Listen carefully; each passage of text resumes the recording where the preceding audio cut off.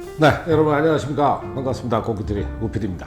자, 오늘부터 당분간 캄보디아 살면서 제가 많이 들었던 질문들을 이렇게 좀 모아서 한 번에 정리하는 시간을 좀 가져보려고 합니다. 자, 오늘은 그 첫 번째 시간으로요, 캄보디아의 은퇴 생활 하면서 발생할 수 있는 생존에 관련된 뭐 물가랄지 뭐 이런 거 있죠. 이런 이야기를 좀 해보려고 합니다.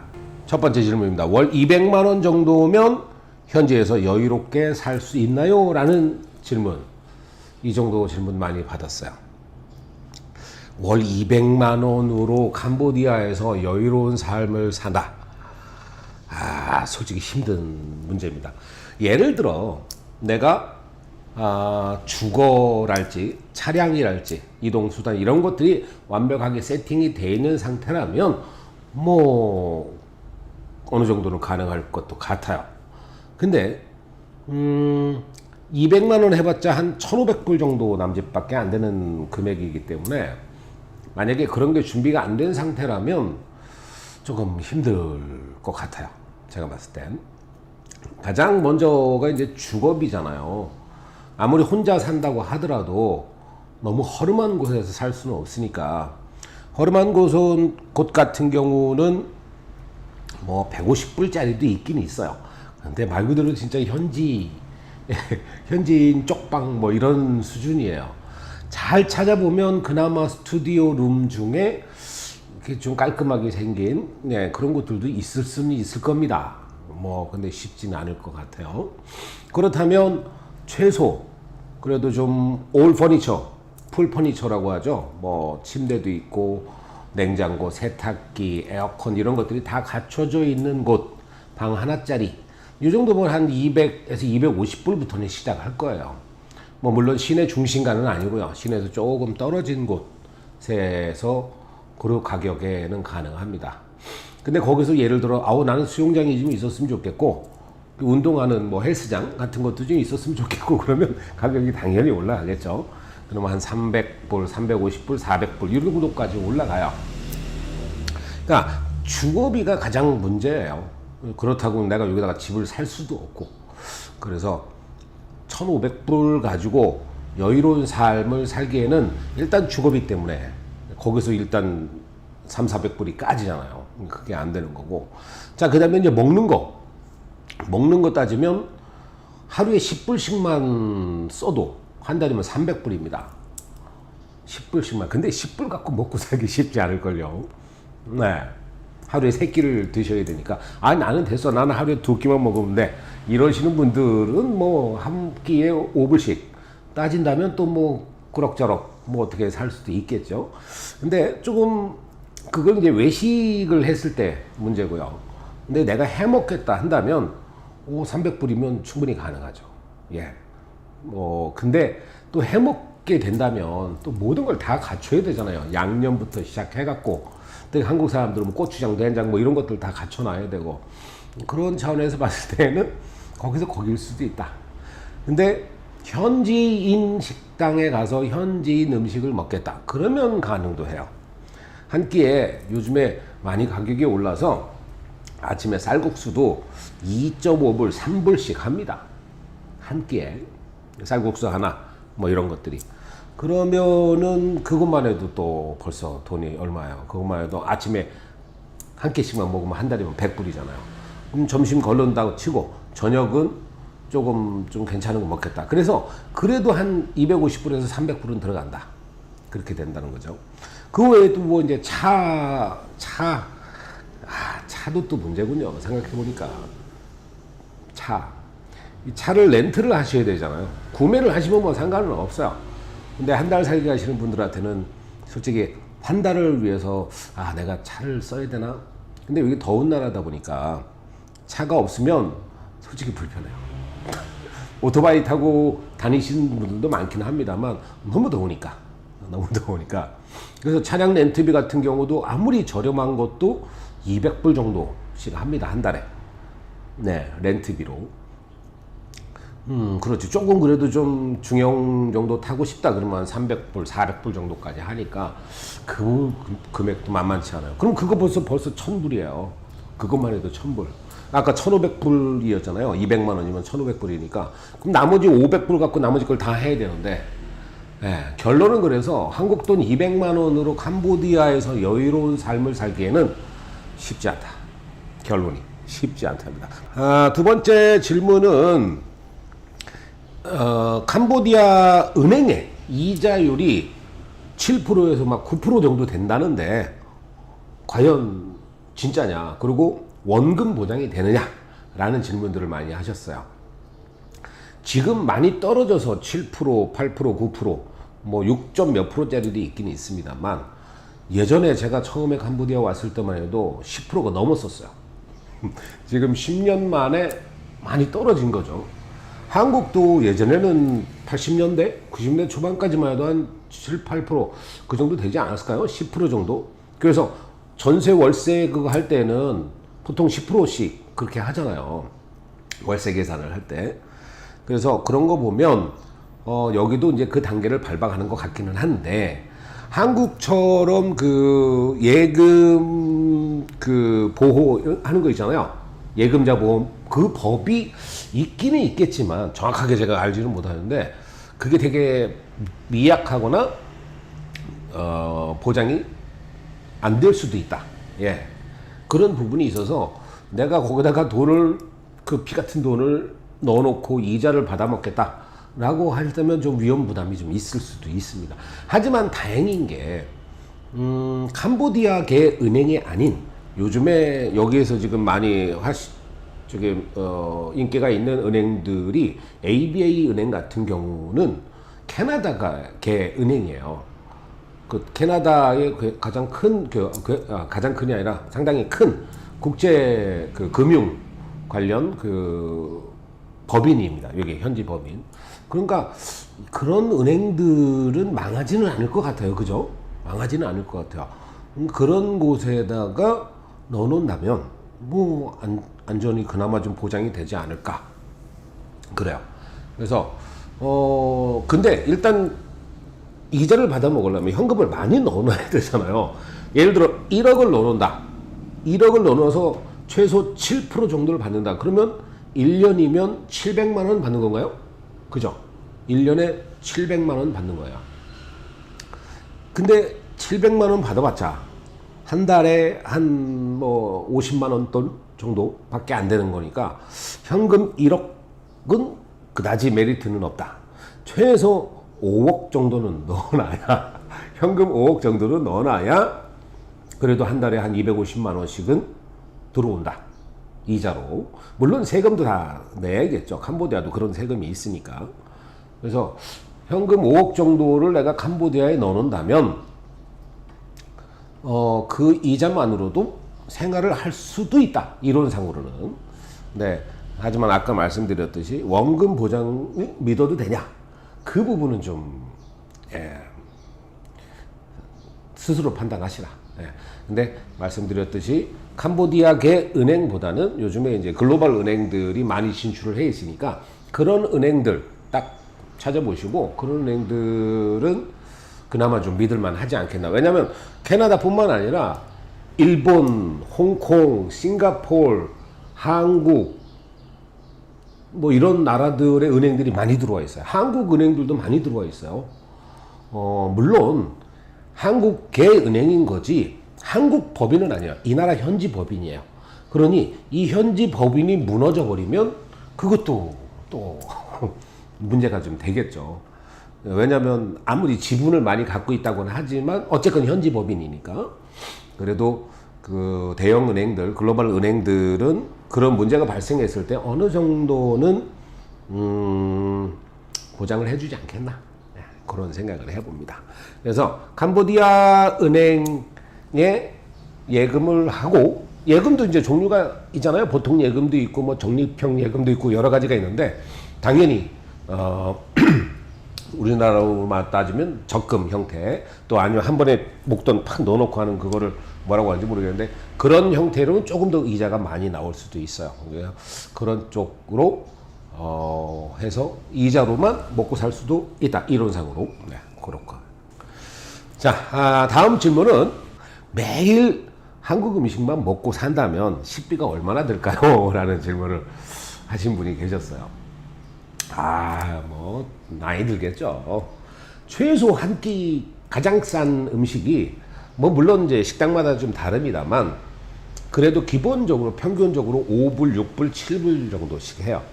김치찌개, 삼겹살 이런 것들이. 아침부터 식당에 가서 드시지는 않고 아침은 간단하게 현지 쌀국수 드시고 점심은 뭐 라면으로 때우고 저녁에 한 식당에 가서 식사하시고. 근데 뭐 술을 좋아하시다 그럼 소주 한 병 먹어야 되잖아요. 소주 한 병에 5불씩 합니다. 뭐 조금 싼 데도 있어요. 4불 하는 데도 있고요. 또 6불 하는 데도 있다는 얘기는 들었는데 어디인지 정확하게 모르겠고요. 그렇게 따지면 하루에 식비로만 10불에서 15불 정도 들어요. 그러면 한 달이면 300불에서 450불 정도가 들어간다. 딱 그렇게만 먹으면. 근데 또 맨날 김치찌개만 먹을 수는 없으니까 어느 날은 또 족발도 먹고 싶고 어느 날은 닭볶음탕도 먹고 싶고 그러면 그 금액으로도 부족하겠죠. 물론 아까 초반에 말씀드렸듯이 내가 직접 해 먹으면 돼요. 근데 한국 남성들 중에 내가 요리를 제대로 하시는 분들이 그다지 많지 않더만요. 그러면 어쩔 수 없이 나가서 사 먹어야 돼요. 또 혼자 먹는 거 못 하시는 분들도 많이 계시더만요. 그럼 누군가랑 같이 먹어야 돼. 뭐 맨날 얻어먹을 수 없으니까 한 번에 한 번씩은 서로 사고 이렇게 해야 되잖아요. 그러면 또 술 한 잔 더 들어가고 그러면 돈 더 많이 들겠죠. 그래서 한 못해도 400불 정도는 기본적으로 김치찌개만 먹어도 400불 정도는 들어간다. 그렇게 보시면 될 것 같아요. 현지 식당이 저렴하기는 합니다만 현지 식당도 현지 식당 나름이에요. 현지 식당도 비싼 데는 엄청 비쌉니다.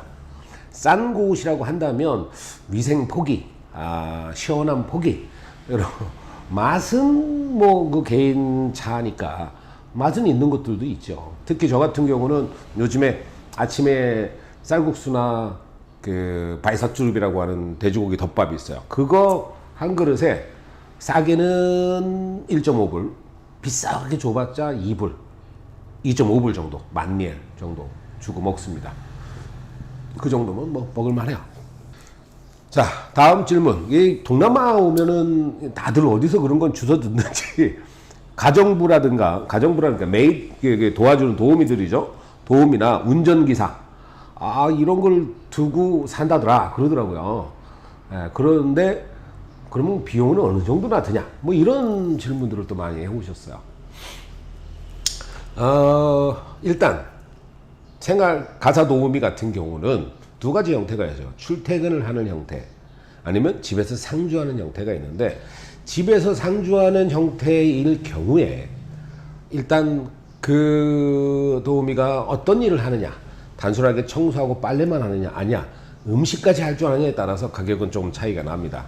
만약에 청소 빨래만 한다 그러면 초짜 같은 경우는 한 150불 정도, 한 달에 150불 정도, 조금 실력이 있다 그러면 한 200불 정도, 250불 정도 줘야 되고요. 거기서 음식까지 한다, 음식까지 한다 그러면 한 300불 정도는 줘야 될 겁니다.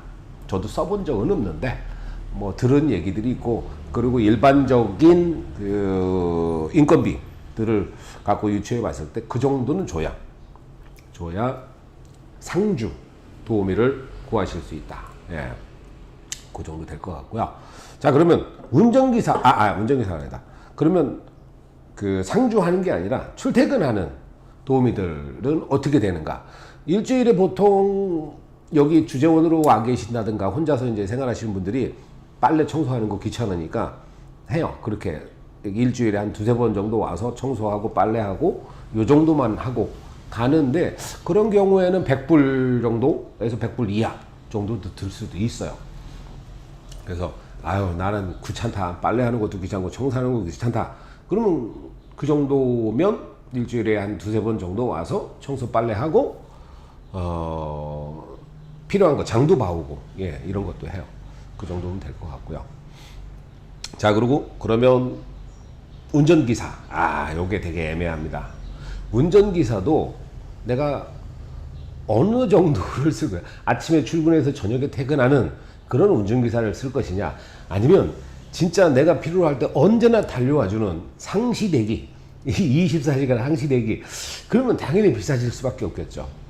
기사들은 운전할 줄 알고 그래도 영어 조금 할 줄 알고 그러면 200불 정도부터는 시작을 할 것 같아요.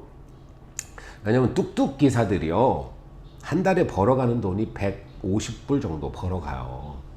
네, 자기 뚝뚝이로 이렇게 손님들을 상대를 하고 한 달에 벌어가는 돈이 한 150불 많이 벌면 한 200불 정도나 가져간다고 하더라고요.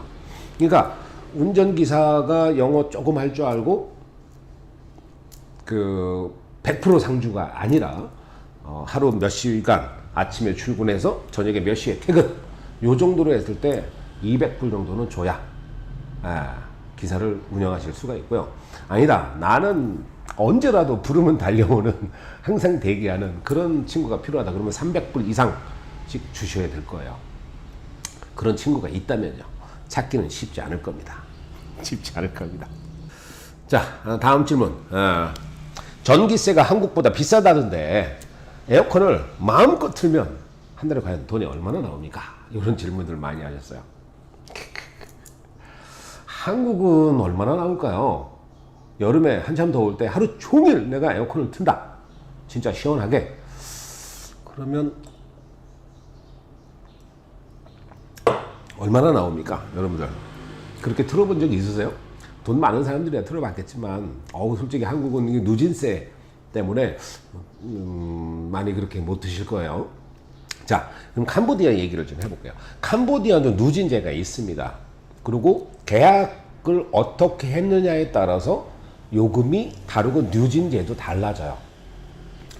일단 저희는 가정집은 아니에요. 제가 있는 곳은 이거는 사업장이고 저희는 32A 삼상 32A를 그 계약 전기로 쓰고 있어요. 그러다 보니까 저희는 킬로와트당 760에 리엘인가 780리엘인가 정도 나와요. 킬로와트당. 그러면 그 리엘이 원화로 환산을 하면 4000리엘이 1불이니까 1불이 1,400원 1,400원 정도 하니까 그러면 1000리엘이면 한 200원 돈 250원? 250원도 안 되는 250원 정도 되겠네요. 한 800리엘 정도면은 250원 정도 예, 그 정도 될 것 같아요. 1kW당. 근데 여기도 누진제가 있다고 그랬잖아요. 그래서 많이 쓰면 당연히 누진 적용이 돼서 더 비싸게 나오지만 일반 가정집에서 누진이 될 만큼 그렇게 많이 사용하지는 못하실 거예요. 제가 손님이 없을 때 저 혼자만 한 달 살기를 여기서 한 달 동안 살면 제 에어컨만으로는 한 130kW 정도 쓰는 것 같아요. 만약에 풀로 쓴다면 130. 보통 한 달에 제가 이 호텔 전체로 적게 들어가면 한 300kW, 많이 들어가면 한 400, 500kW. 손님이 오면 당연히 손님에 따라서 더 많이 나가요. 그래서 저 같은 경우는 풀로 틀었다. 손님이 이제 저희 호텔에 한 달 살기 하시는 분들이 계셨는데 풀로 틀면 150불에서 200불 정도 나옵니다. 방 하나에.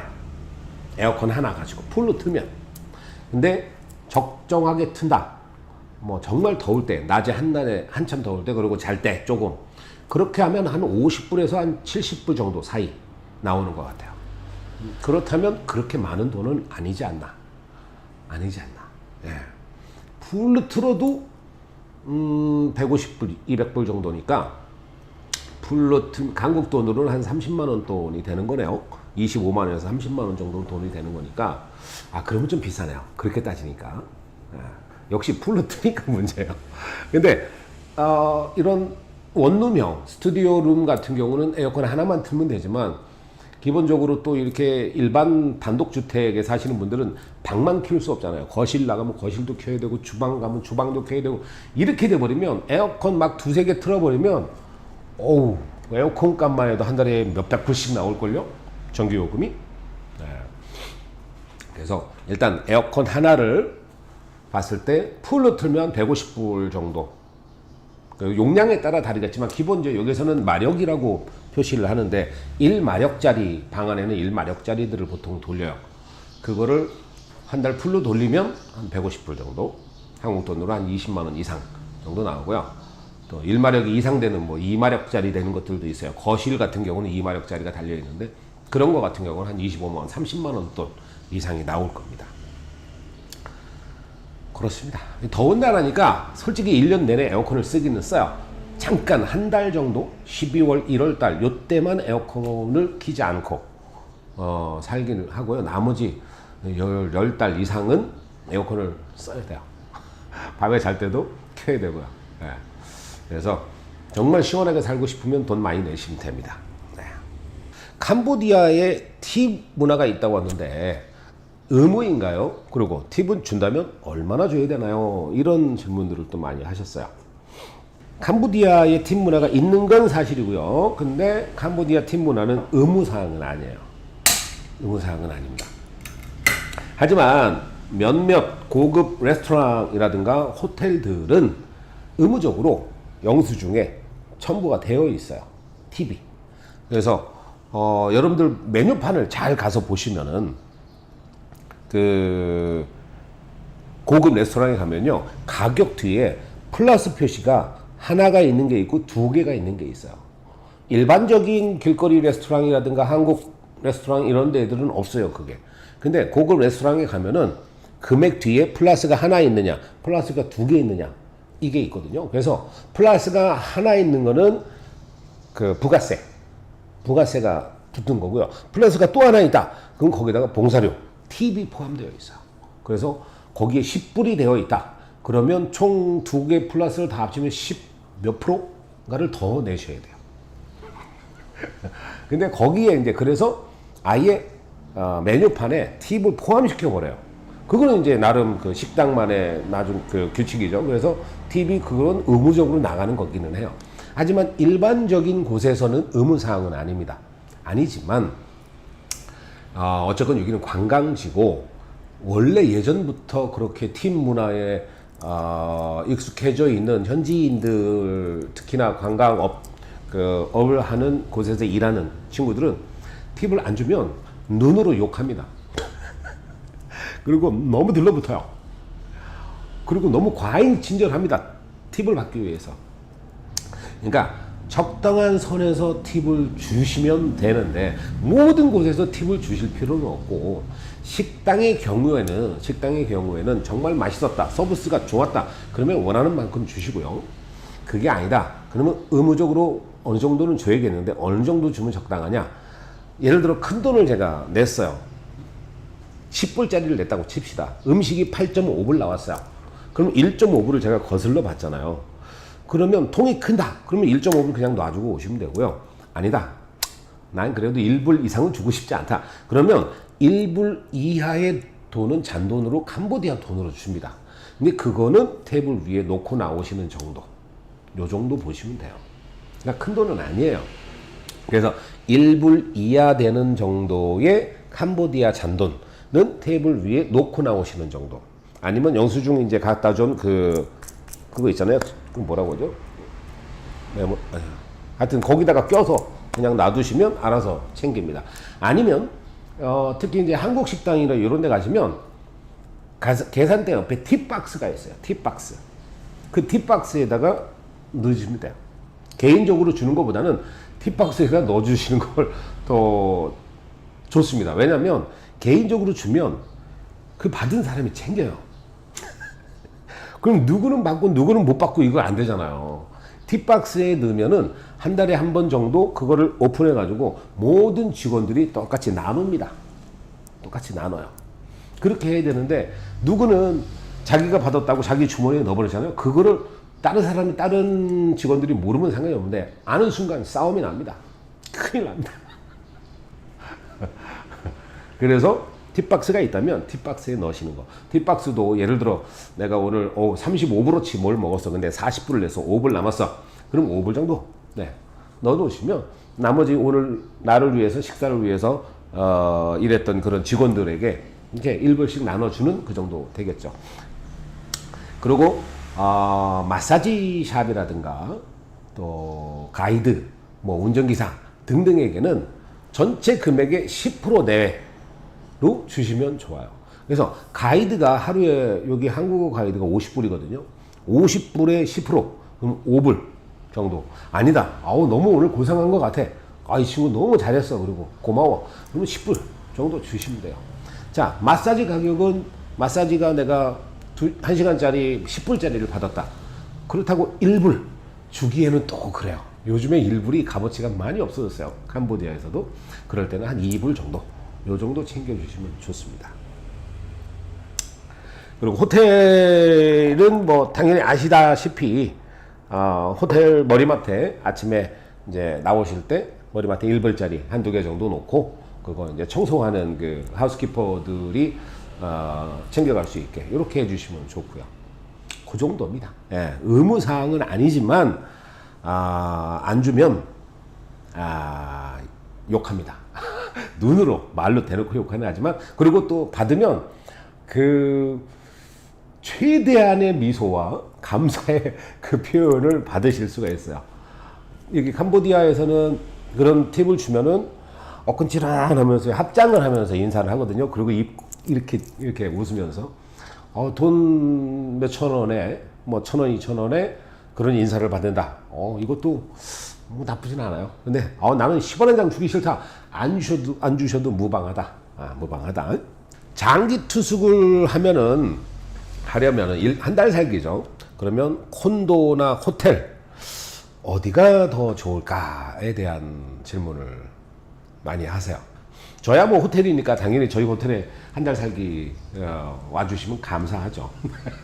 하지만 이제 뭐 그런 곳도 있고 제가 이제 호텔을 안 한다고 하더라도 호텔을 한다 하더라도 일반적인 콘도라든가 아파트먼트 또 이런 호텔 아니 게스트하우스 이런 걸 좀 비교를 해드리자면 일단 콘도 같은 경우 한 달에 아까 초반에 잠깐 말씀드렸지만 스튜디오 룸 같은 경우는 저렴하면 200불 150불짜리는 조금 힘들고 200불 250불 정도면 원룸 형태를 얻으실 수가 있어요. 풀 퍼니처니까 당연히 거기에는 모든 것들이 다 갖춰져 있어요. 근데 원룸은 말 그대로 원룸이에요. 방 하나에 뭐 다 이제 갖춰져 있는 거죠. 그럼 뭐 누군가가 와서 침대를 같이 써야 되는 그런 불편함이 있죠. 하지만 방이 2개다. 그러면 또 거기서 또 얘기가 달라져요. 한 400불 정도는 주셔야 350불, 400불 정도는 주셔야 돼요. 근데 캄보디아에서 장기 숙박을 하시려면 내가 한 달을 쓴다고 하더라도 보증금을 내야 됩니다. 보증금을 당연히 내야 돼요.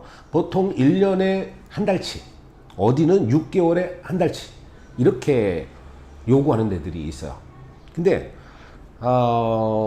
당연히 한 달이라고 해도 한 달치를 먼저 더 내야 되는 거예요. 나중에 돌려받는 개념이죠. 콘도나 한 달 살기 정도는 그 돈을 잘 돌려받아요. 대부분들. 하지만 3개월 이상, 6개월, 1년 정도를 나는 아파트를 빌리고 싶다. 뭐 원룸을 빌리고 싶다. 이런 경우에는 그 보증금을 못 돌려받는 경우들이 종종 발생합니다. 집주인들이 여러 가지 트집을 잡아서 그 보증금을 안 돌려주려고 해요. 그러니까 그런 부분들도 참 고려를 좀 하셔야 돼요. 자, 그러면 과연 호텔들은 어떤가? 호텔들 같은 경우 뭐 일반 4성급 이상 5성급 호텔들은 그런 게 없습니다만 3성급 정도 4성급이나 3성급 아니면 뭐 그 외에 게스트하우스들 같은 경우는 장기 숙박 할인이라는 게 있어요. 저희 호텔 같은 경우도 장기 숙박 할인이 됩니다. 그래서 호텔은 메리트가 일단 청소를 해주잖아요. 청소를 해주고 수영장이 기본적으로 다 딸려 있고, 그리고 뭐 세탁물 같은 경우도 당연히 기본적인 서비스가 되고, 그러니까 그런 것들 따지자면 호텔에서 계시면 좋죠. 근데 내가 원룸이라든가 이런 곳에 가면 내가 청소, 빨래 이런 것들은 내가 다 해야 되는 그런 것들이 있으니까 그런 것 저런 거 따지고 보자면 또 호텔이 나올 수도 있어요. 근데 가격 차이는 스튜디오 원룸 같은 경우는 250에서 300불, 정도. 호텔 같은 경우는 한 350불에서 450불 정도. 전기요금은 또 별도인 데도 있고 전기요금 포함인 데도 있고요. 그 외에 또 게스트하우스 또 저렴한 곳들 같은 경우는 150불 정도 하는 것도 있었던 것 같아요. 지금도 있는지는 모르겠어요. 예전에 한국 분이 하셨던 그 게스트하우스가 한 150불 정도 했었어요. 한 달에. 에어컨도 포함이었던 것 같아요. 전기요금도. 그런 것들 찾아보면 있을 겁니다. 자, 오늘은 지난번에 이어서 캄보디아에 관한 궁금증을 풀어보는 시간, 그 두 번째 시간을 가져볼까 합니다. 오늘의 주제는 건강하고 안전입니다. 가장 이제 걱정되는 부분이 이제 나이가 있으신 분들은 병원 문제일 거예요. 그래서 첫 번째 질문은 갑자기 쓰러지게 되면 어느 병원으로 가야 되나요? 라는 질문을 많이 받았어요. 저도 그게 걱정이기는 하고요. 제가 누구라고 말씀드릴 수는 없지만 그분은 프놈펜에 살고 계셨는데 프놈펜에서 갑자기 이제 뇌경색으로 쓰러지셨어요. 근데 아마 처치가 좀 늦었는가 봐요. 그래서 하반신 쪽인가가 다 마비가 되셨다고 하시더라고요. 참 안타까운 일인데 한국만큼 그렇게 119라든가 응급 이런 것들이 잘 되어 있는 나라가 그렇게 많지 않을 겁니다. 여기는 캄보디아니까 더더군다나 나라에서 운영하는 119 같은 응급 의료 이런 게 없어요.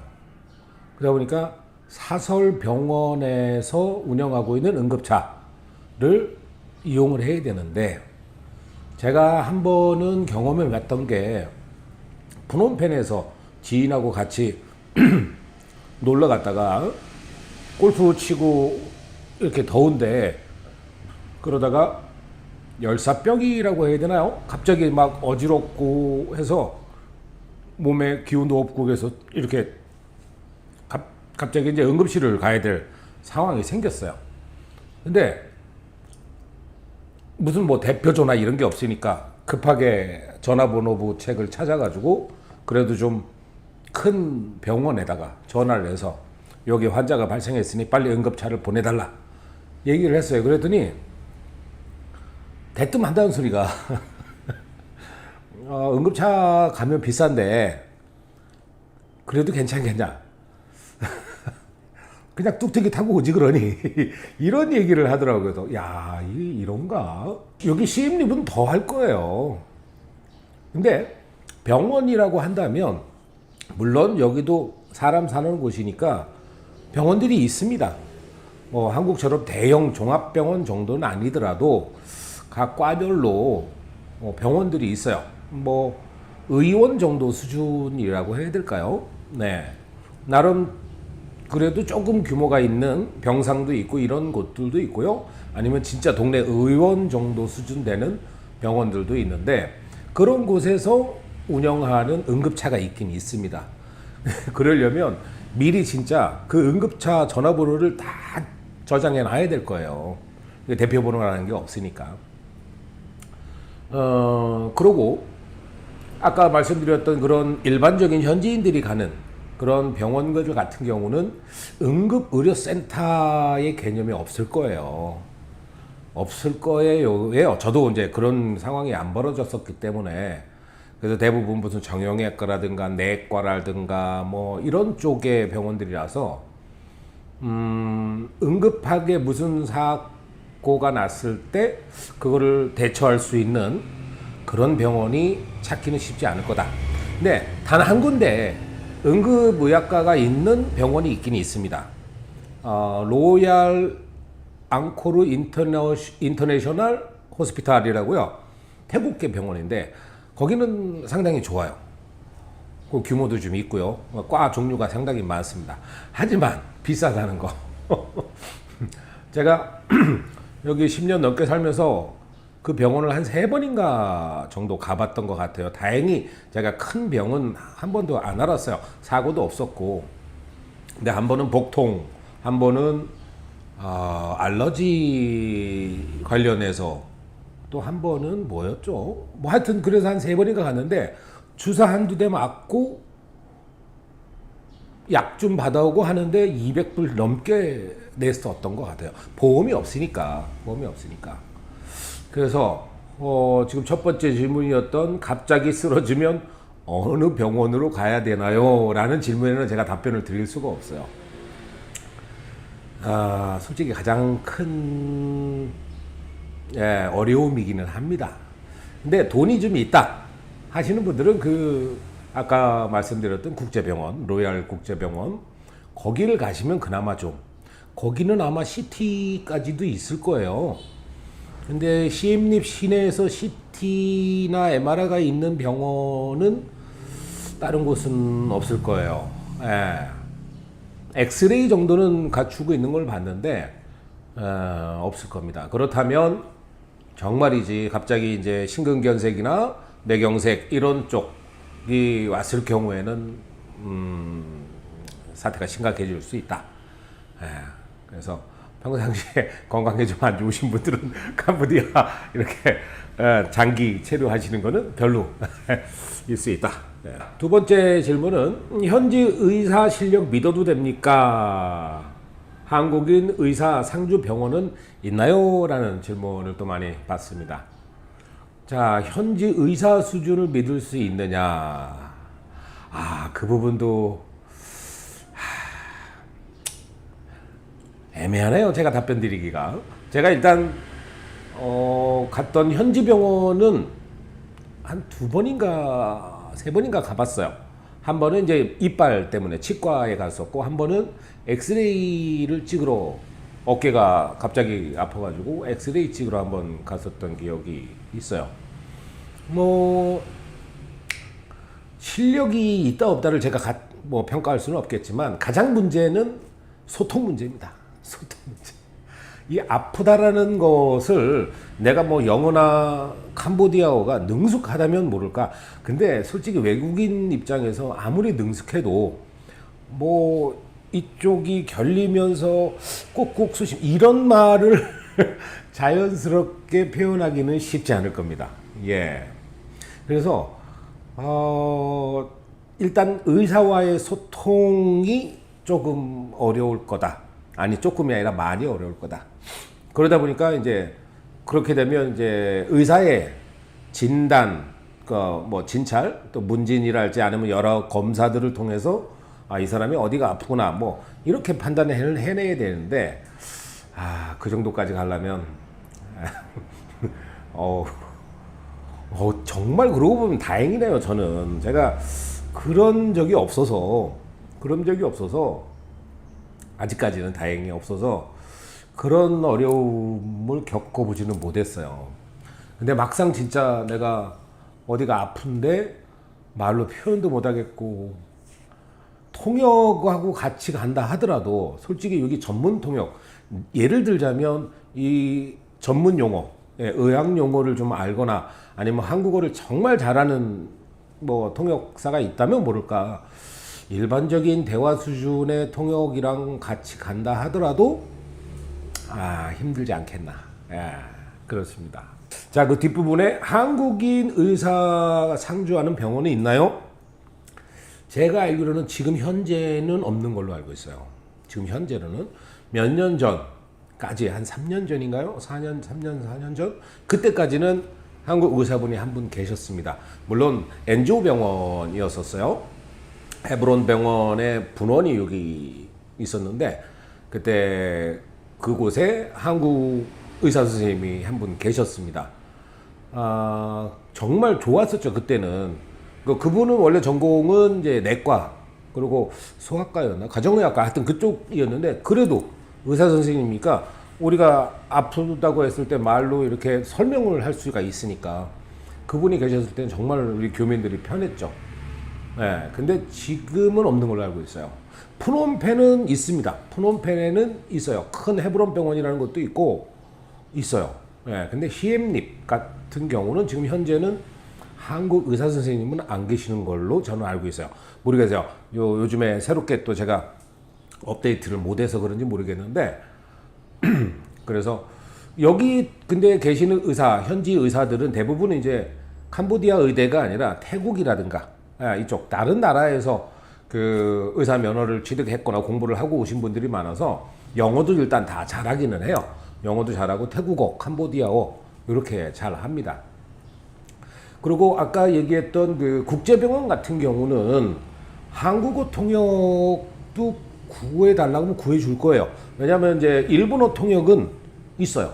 일본어 통역은 있어가지고 일본 손님들이 가면은 거기서 이제 보험으로 이렇게 혜택이 되면 바로 현장에서 통역사가, 근데 그분은 거기에 상주하고 계시는 분이기 때문에 전문적인 그 의학 용어라든가 이런 것들도 잘 아는 것 같았어요. 그 병원에서 전문 통역사로 계시는 분이라서. 근데 한국도 그런 게 좀 있었으면 좋았을 텐데 안타깝게도 그런 병원은 없다. 예, 현재로는 제가 알기로는 예 그렇습니다. 자, 그러면 약사는 있느냐? 아, 약사분도 계셨어요. 한국 분이 몇 년 전이 좀 됐습니다. 근데 지금은 안 계신 걸로 알고 있어요. 예. 아, 그것도 좀 애매해요. 그래서 캄보디아에서는요, 현지인들도 약국에 가면은요, 예를 들어 머리가 아프고 배가 아프고 뭐 어쩌고저쩌고 하잖아요. 그러면 약사분들이 약을 이만큼씩 줍니다. 그러니까 말한 대로 다 줘요. 머리 아프니까 머리 아픈 약 주고요. 배 아프니까 배 아픈 약 주고, 뭐 또 어디가 아프다 그러면 또 진통제 주고. 그래서 저희 직원 같은 경우 한번 약을 받아왔는데 한 7, 8알 정도가 한 번에 먹는 약을 받아오더라고요. 그러니까 한국에 예전에는 그 약국에서 조제를 따로 했었잖아요. 그래서 약사분들이 막 이렇게 빻아가지고 이게 종이 세모나게 접어가지고 이렇게 했잖아요. 여기도 뭐 조제는 조제죠. 근데 알약 형태로 그냥 다 줘요. 알약 형태로 그냥 다 줍니다. 그리고 여기 약사분들 중에는 의사 면허를 갖고 계신 약사들도 네, 많이 계십니다. 그래서 현지인들 솔직히 병원을 가기 좀 어려운 서민들 같은 경우는 약국을 많이 가요. 그래서 약국의 약사님하고 그러니까 의사 면허를 갖고 있는 분하고 이렇게 의료 상담을 하고 진찰을 받고 그리고 약을 처방받는 그런 경우도 많이 봤습니다. 네. 그래서 그나마 좀 요즘에는 이제 좀 많이 인터넷이 발달되고 하니까 요즘 또 저것도 있잖아요. AI가 있으니까 내 증상을 AI에 치면 AI가 거기에 관련된 약들을 이렇게 처방까지는 아니더라도 좀 추천을 해주기는 해요. 근데 되게 위험한 부분이기는 합니다. AI를 진짜 믿어도 되는가 이걸. 그래서 저 같은 경우는 개인적으로 아는 그 한국에서 현재 있는 지인이 한 분 계셔가지고 그분한테 솔직히 제가 이것도 불법인지 아닌지는 모르겠는데 제가 이제 나 이래 좀 아프다 그러면은 그분이 이제 좀 그러면 약국 가서 요런 약이 있는지 물어보고 그 약을 사다 드셔보세요. 이렇게 얘기는 해줘요. 그래서 다행히 저는 그렇게 처방을 받고 있어요. 하여튼 이런 그 병원 관련된 부분은 솔직히 여기 워낙에 후진국이잖아요. 특히나 의료 관련된 거는 많이 후진국이죠. 그래서 캄보디아 사람들 중에도 돈이 좀 많거나 여유가 좀 있고 그리고 좀 뭐 그런 분들 보험이 있는 분들은 비행기 타고 옆 나라 가까운 태국이라든가 이런 쪽으로 가서 진찰을 많이 받고는 합니다. 캄보디아 사람들도 마찬가지예요. 그 한국 사람들 같은 경우는 솔직히 예전에 직항이 있을 때는 바로바로 이제 갈 수가 있었는데 요즘엔 직항도 없고 그래서 솔직히 여기서 아프면 그냥 참든가 뭐 죽든가 죽는다는 표현은 너무 좀 오버하고요. 하여튼 좀 힘들다. 예, 그런 얘기입니다. 다음 질문은 고혈압, 당뇨약 같은 상비약은 현지에서 쉽게 구할 수 있나요? 이런 질문입니다. 다행이라고 해야 될까요? 캄보디아는 아직 그 의약 분업이 되어 있지 않아서 처방전이 없이도 약국에 동네 약국에 가서 약을 얼마든지 사실 수가 있어요. 그래서 그런 상비약 같은 경우 당뇨약, 혈압약 이런 약들은 내가 정확한 그 약명만 알면 근데 한국에 무슨 개보린 주세요. 이거는 안 되고요. 약 그 성분명을 알아야 돼요. 그러면 그거랑 같은 성분에 있는 다른 나라 약, 뭐 좀 비싸게 돈을 주면 저기 유럽 약, 프랑스나 이쪽 약을 주고요. 조금 싸구려 약이다 그러면 인도나 뭐 이쪽 약, 태국 약 이런 약을 주기도 하고 그렇습니다. 그래서 그런 전문적인 약이라 할지라도 캄보디아에서는 약국에서 쉽게 구할 수는 있습니다. 그래서 한때 문제가 됐던 것들이 캄보디아에 와서 한국에서는 처방전이 있어야만 살 수 있는, 예를 들자면 향정신성 의약품 같은 경우 있잖아요. 그런 경우를 캄보디아에서 사갖고 가시는 분들이 있었어요. 이거는 문제죠. 이건 불법입니다. 이거는 한국에 가면 불법이에요. 여기에서만 뭐 드신 뭐냐 본인이 뭐 알아서 할 일이겠지만 그걸 사가지고 한국 갖고 들어간다. 이거는 불법이에요. 네, 그거는 바로 문제가 될 수 있으니까 절대 그러지 마시고. 예전에도 한번 저한테 어떤 분께서 부탁을 하시더라고요. 그런 약을 사다 줄 수가 있느냐. 나는 안 된다. 사시려면 직접 약국 돌아다니면서 직접 사시라. 제가 이런 얘기도 했었어요. 정성영님 어서 오십시오. 반갑습니다. 그래서 캄보디아에서는 어쨌건 약 성분명만 알면, 왜냐하면 대부분 한국의 약들도 복제약들일 거 아니에요. 그러니까 성분명만 알면 캄보디아 약국에서는 쉽게 구할 수 있다. 네, 그렇습니다. 그리고 약값도 그렇게 많이 비싸지는 않은 것 같아요. 모르겠어요. 제 아내가 혈압약을 먹는데, 혈압약이 아니라 뭐였죠? 저기 무슨 약을 먹어요. 근데 그건 비싸던데요. 한 알에 1불인가 2불인가 하는 것 같던데요. 자, 다음 질문은 뉴스에 나오는 취업 사기 감금 이야기, CM립은 안전한가요? 이 얘기는 정말 제가 요즘에 많이 했죠. 어쨌건 제가 여기 진짜 CM립을 구석구석 다 알고 있는데, 그런 범죄 단지라고 하는 곳이 CM립은 제가 알기로는 없어요. 여기에서 가까운 한 3시간? 가까워도 한 3시간 좀 넘게 가야 되는 포이펫이라고 하는 그곳에는 좀 있는 걸로 알고 있어요. 그리고 대부분은 이제 프놈펜이나 시아노쿠빌 아니면 저기 뭐 어디 뭐 이런 데 처박혀 있는 걸로 알고 있는데, CM립은 없다. 없다. 몰라요. 또 어디 숨어 갖고 있는지 모르겠는데, 근데 있으면 바로 표가 납니다. 바로 표가 나요. 그리고 캄보디아는 현재 4월 달이 설날이거든요. 캄보디아 설인데, 캄보디아 정부가 4월까지 모든 범죄단지 범죄자들을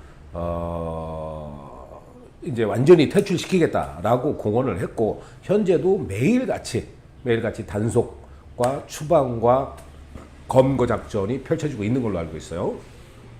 그래서 나름 그래도 캄보디아가 그 부분이 얼마나 심각한지를 좀 이제서야 인식을 해서 캄보디아 설날이 4월 중순까지 완전히 다 클리어를 하겠다, 청소를 하겠다 이렇게 공언을 해놨으니까 뭐 믿어봐야죠. 뭐 어쩌겠습니까. 어쨌건 CM립은 없다. 네. 다음 질문입니다. 밤에 혼자 으슥한 골목 다녀도 소매치기 안 당하나요? 라는 질문입니다. 저는 밤에 혼자 으슥한 골목을 다녀본 적이 없어서 그걸 제가 잘 모르겠지만, CM립에 살면서 한 번도 소매치기를 당하지는 않았어요. 저는. 그리고 다른 사람이 당했다라는 얘기도 들어본 적 없어요. CM립 얘기입니다. 다른 것은 몰라요. CM립은 워낙에 관광객들이 많이 다니는 곳이기 때문에 주로 이제 관광객들이 다니는 동선들은 딱 정해져 있어요. 그 밥스트리트라든가 유적지, 또 그 호텔이 밀집되어 있거나 이런 큰 길가, 대로변 이런 곳들이니까 지금까지 한 번도 외국인 관광객이 CM립에서 소매치기나 강도를 당했다라는 뉴스나 소식은 한 번도 접한 적이 없습니다. 저도 마찬가지고요. 초반에, 지금이야 밤에 안 돌아다닙니다만, 제가 워낙에 이제 밤잠이 많아져가지고 초반에 캄보디아 초반에 왔을 때만 해도 뭐 술 먹으러도 다니고 막 이렇게 돌아다녔어요. 그때는 차도 없었고 뚝뚝이 타고 돌아다니는 거 했었는데 전혀 한 번도 그런 일을 당해보지는 않았어요. 근데 모르는 거잖아요. 세상 사는 건 모르는 거잖아요. 야, 진짜 당하나 안 당하나 한번 해볼까? 그러고 다녀보시면 위험할 수도 있겠죠. 근데 우범지대라고 할 만한 곳이 특별히 CM립은 없어요. 예, 우범지대라고 할 만한 곳이 없어요. 다 주택 가거나 아니면 여기 다운타운 내 그 펍스트리트 거기인데 어느 지역이 우범지대라고 해야 되나? 우범지대라는 그런 얘기를 들어보지를 못했어요. 그러니까 굳이 궁금하시다면 한번 캄보디아 CM님 모셔가지고 밤에 으슥한 골목을 걸어 다녀 보시든가. 근데 그렇지 않고서는 일반적으로 관광객들이 다니는 그 동선 안에 서는 없다. 예, 없었다. 이 말이 정답일 것 같습니다. 자, 다음 질문은 수돗물로 양치해도 되나요? 아니면 생수를 써야 하나요? 라는 질문입니다.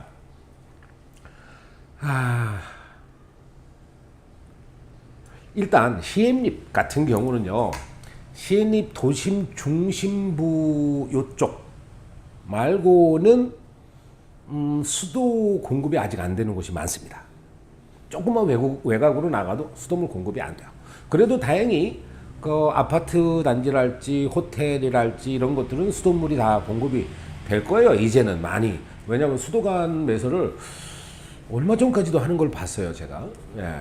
그리고 저희 호텔 앞으로도 수도관이 지나가고 있어요. 그거 몇 년 안 됐어요. 몇 년 안 됐어요. 진짜 중심가만 있었어요. 몇 년 전까지. 근데 나름 그래도 시내 쪽이라면 수도관은 다 지나가는 것 같아요. 근데 수도를 쓰고 안 쓰고는 건물주들의 마음이에요. 아무래도 그동안 습관적으로 이제 지하수를 많이 썼었잖아요. 캄보디아에서는. 그러다 보니까 수돗물을 굳이 돈 내고 써야 되나? 뭐 이런 거 때문에라도 안 바꾸는 집들도 아직 많이 있고요. 그리고 또 수압이 약합니다. 수압이 약해요. 그래서 3층 이상 올라가 버리면 수압이 약해서 특별히 따로 그 수압 모터를 따로 달지 않으면 수압이 약해서 힘들어요. 그래서 보통 이제 집에 한국도 마찬가지지만 물탱크들을 옥상에 많이 달아놓잖아요. 여기도 이제 그런 대부분 물탱크들을 달아놓는데 얘는 뭐 물탱크 청소를 좀 자주 해야 되는데 물탱크 청소를 안 하면 그것도 좀 그렇잖아요. 여기는 또 워낙에 뜨거운 나라고 물탱크가 예를 들어 노출이라도 돼 있다 그러면 햇볕 받으면 뜨끈뜨끈해져요. 물이 뜨거운 물이 나옵니다. 자, 그러면 양치질을 해도 되나요? 라는 질문을 한다면 저는 해도 된다라고 말씀드릴 수 있을 것 같아요. 왜냐하면 아무래도 수돗물이라고 하는 곳은 정화 시설을 거쳐서 거기다 약까지 넣을 거 아니에요. 그 염소를 넣고 하기 때문에 일반적인 물, 지하수보다는 낫겠죠. 아무래도 그게 세균 번식을 억제하는 약을 같은 거를 넣을 테니까. 근데 저 같은 경우도 캄보디아 처음 왔을 때에는 물 사다가 양치도 하고 밥 질 때 그 물로 하고 채소 씻을 때도 그걸로 하고 그랬었어요. 근데 지금은 저희 호텔 같은 경우는 다 정수 시스템을 다 해놨어요. 그래서 제 방 같은 경우는 필터가 7개, 거기다가 UV 필터까지 8개 필터. 저희 호텔 주방에도 그렇게 시스템을 해놨고요. 그리고 여러분들이 쓰시는 일반적인 샤워물도 정수된 물을 사용을 하고 있고요. 그래서 뭐 제가 일단 14년, 횟수로 14년을 쓰고 있는데 뭐 이빨이 녹아내리거나 뭐 이빨이 노래지거나 몸이 아프거나 뭐 결석이 생기거나 이런 일은 없다. 모르죠. 뭐 또 한 10년 더 살면 또 문제가 생길지. 근데 어쨌건 캄보디아는 물이 부족 국가는 아니지만 깨끗한 물이 부족한 나라이기는 맞아요. 캄보디아는 중심에 큰 톤레삽 호수라고는 아주 큰 호수가 있잖아요. 근데 그 물이 그렇게 깨끗하지 식수로 사용할 수는 없어요. 그리고 산이 적다 보니까 댐이라든가 이런 식수원을 마련하는 것도 쉽지는 않은데 다행히 시엠립 같은 경우는 여러분들 관광 오셔서 한번 가보셨는지 모르겠는데 웨스트 마라이라고 하는 1000년 전에 만든 인공 저수지가 있습니다. 그거는 오염원도 없고요. 샘솟는 물에 빗물 이렇게 산에서 내려오는 물을 저장해 놓고 가로가 7km, 세로가 2km, 3km 정도 되는 어마어마한 크기의 상수원이 있어요.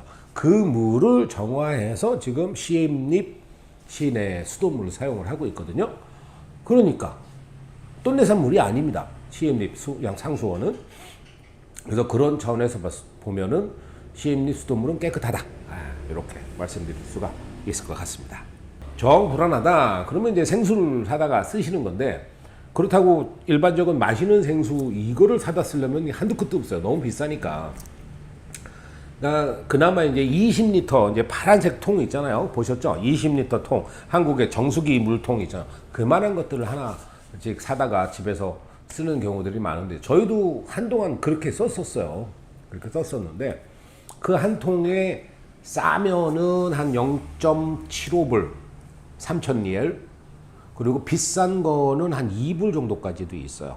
근데 솔직히 그 물조차도 어떤 정수 과정을 거쳐서 그 물을 판매를 하는지를 눈으로 본 게 아니니까 잘 몰라요. 근데 특히 아이들을 키우는 집 같은 경우는, 캄보디아에서도 조금 돈이 있다 그러면 아이들을 키우는 집 같은 경우는 생수를 사다가 뭐 분유를 탈 때라든가 이럴 때는 비싼 생수를 사다가 하더라고요. 어쩌겠습니까? 한국이 최고입니다. 그거 따지고 보면. 다음 질문입니다. 모기 물리면 댕기열 무조건 걸리나요? 예방법은요? 라는 질문입니다. 제가 캄보디아 오랫동안 살면서 모기에 물린 횟수를 따지면 한 10,000번은 물리지 않았을까? 하루에 적게는 한두 번에서 많게는 한 10대번씩 14년을 물렸으니 모기가 없지는 않습니다. 더운 나라니까. 한국도 여름에는 모기 있잖아요. 여기는 1년 내내 더운 나라니까 1년 내내 모기가 있어요. 자, 근데 여기서 중요한 건 댕기열이라든가 아니면 말라리아라든가 이런 심한 이제 전염병들 얘기잖아요. 제가 그 수많은 모기한테 물렸지만 한 번도 모기 때문에 열이 났다든가 무슨 병원을 쫓아가든 이런 적이 없었어요. 그러니까 도심 안에서 물리는 모기들은 그나마 믿을만하지 않겠나. 제가 일단 산 증인이잖아요. 근데 몰라요. 저기 뭐 정글 쪽이라든가 저기 지방 어디 뭐 이런 데 가서 물린다. 그건 또 얘기가 달라질 겁니다. 예. 어쨌건 시엠립 시내 안에서 물리는 모기, 그리고 또 앙코르와트 쪽에서 물리기도 하거든요. 거기에 물려도 뭐 저는 가렵죠. 모기 물리면 가렵죠. 그냥 물파스 바르고 그리고 좀 지나면 사라지고 그렇습니다. 예. 지금도 모기향 펴놨어요. 여기 밑에다가. 모기 퇴치 안 됩니다.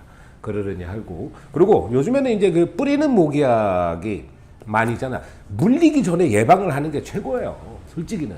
긴 옷 입으시고 그 몸에 뿌리는 그 모기약 같은 거. 근데 그거는 하루에 뭐 한 번 뿌린다고 하루 종일 가는 거 아니더라고요. 뭐 저 같은 경우는 한 2시간 지나면 또 금방 또 모기들이 달라붙어요. 그래서 수시로 가지고 다니면서 뿌리시면 되는데, 가장 좋은 건 긴 옷을 입으시는 게 제일 좋죠.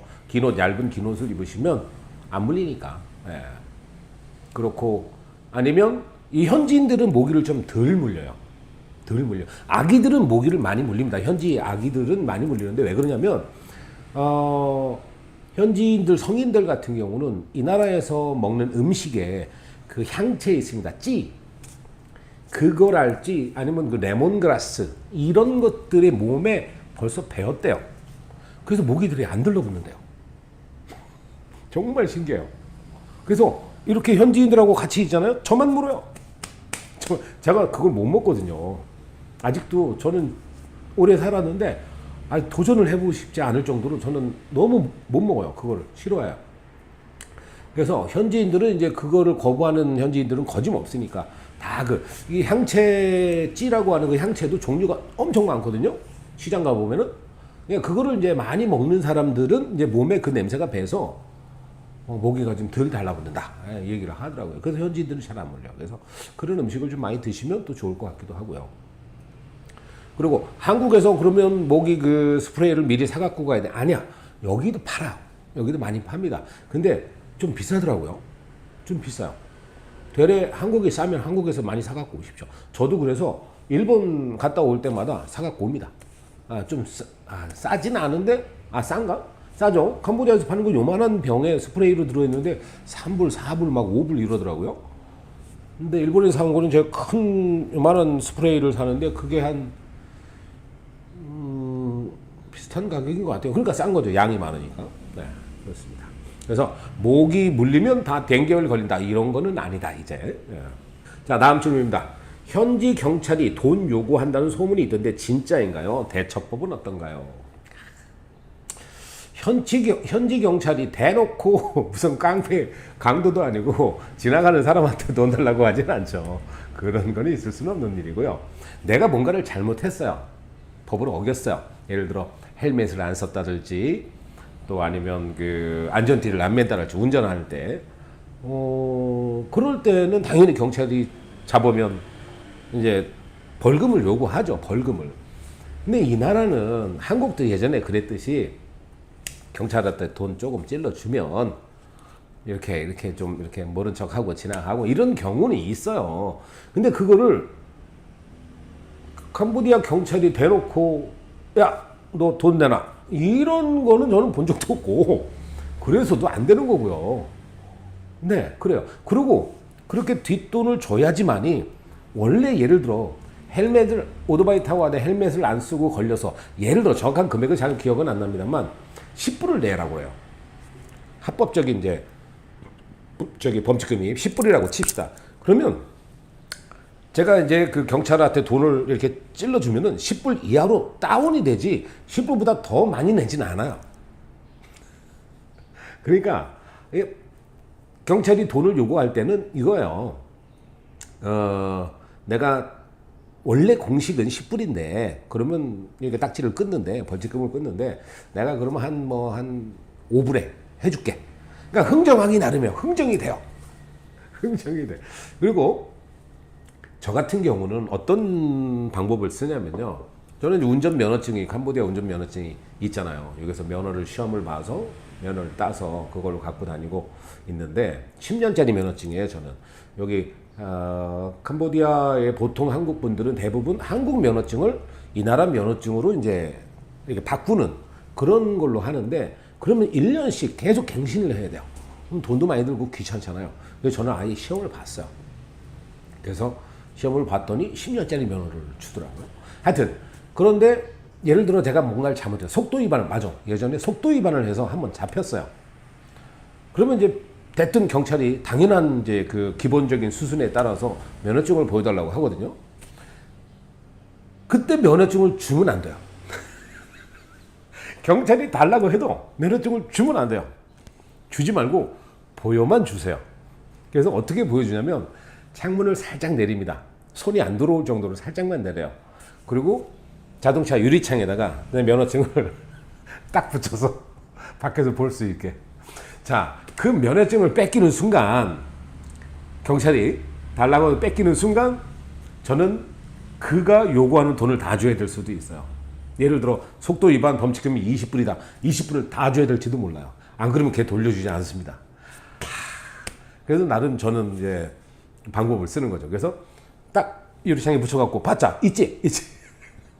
이거 뭐 이게 불법은 아니잖아요. 편법이잖아요. 그냥 편법도 아니지. 나름 요령인 거죠. 요령. 이게 딱 보여줘. 그러면 면허증은 있구나. 그러면 당신이 어쩌고 저쩌고를 해요.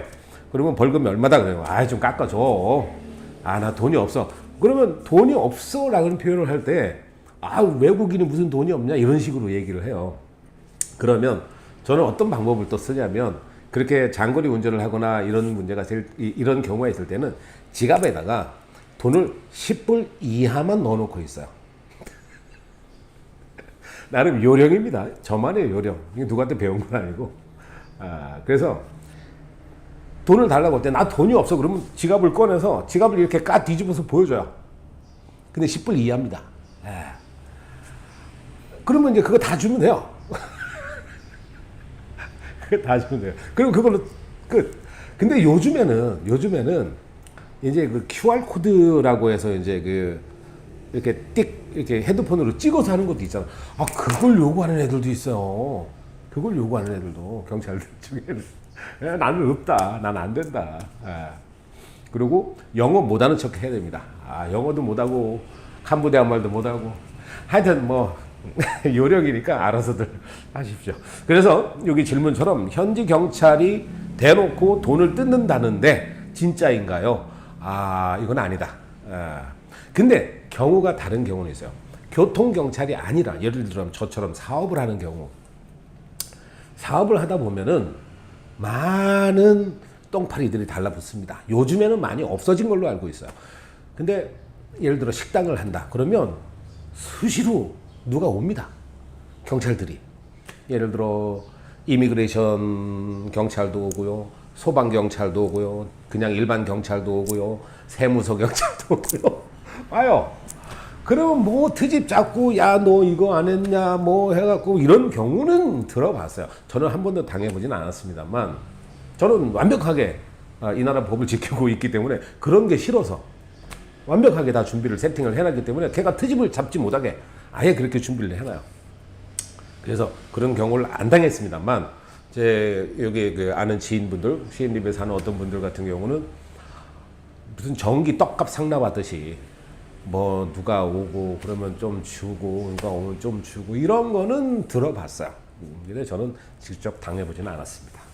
아, 요거 다음 질문이 그거였네요. 운전면허증 한국 거 그대로 쓸 수 있나요? 공증 받아야 하나요? 라고 했어요. 자, 한국 면허증을 그대로 사용하실 수는 없고요. 캄보디아에 오시면 그 면허증 가지고 한국 면허증 가지고 한국 면허증이 아니라 국제 면허증인가? 저는 한 번도 안 해봐갖고 모르겠네요. 국제 면허증을 발급받아와야 되는 건지 아니면 그냥 면허증 갖고도 되는지는 잘 모르겠어요. 저는 해본 적이 없어서. 그러면은 1년짜리 단기 면허증을 줍니다. 비용도 들어요. 1년에 100불 안 될 거예요. 50몇 불인가 정도 드는 걸로 알고 있어요. 그러면 그걸 1년마다 한 번씩 갱신을 계속 하셔야 돼요.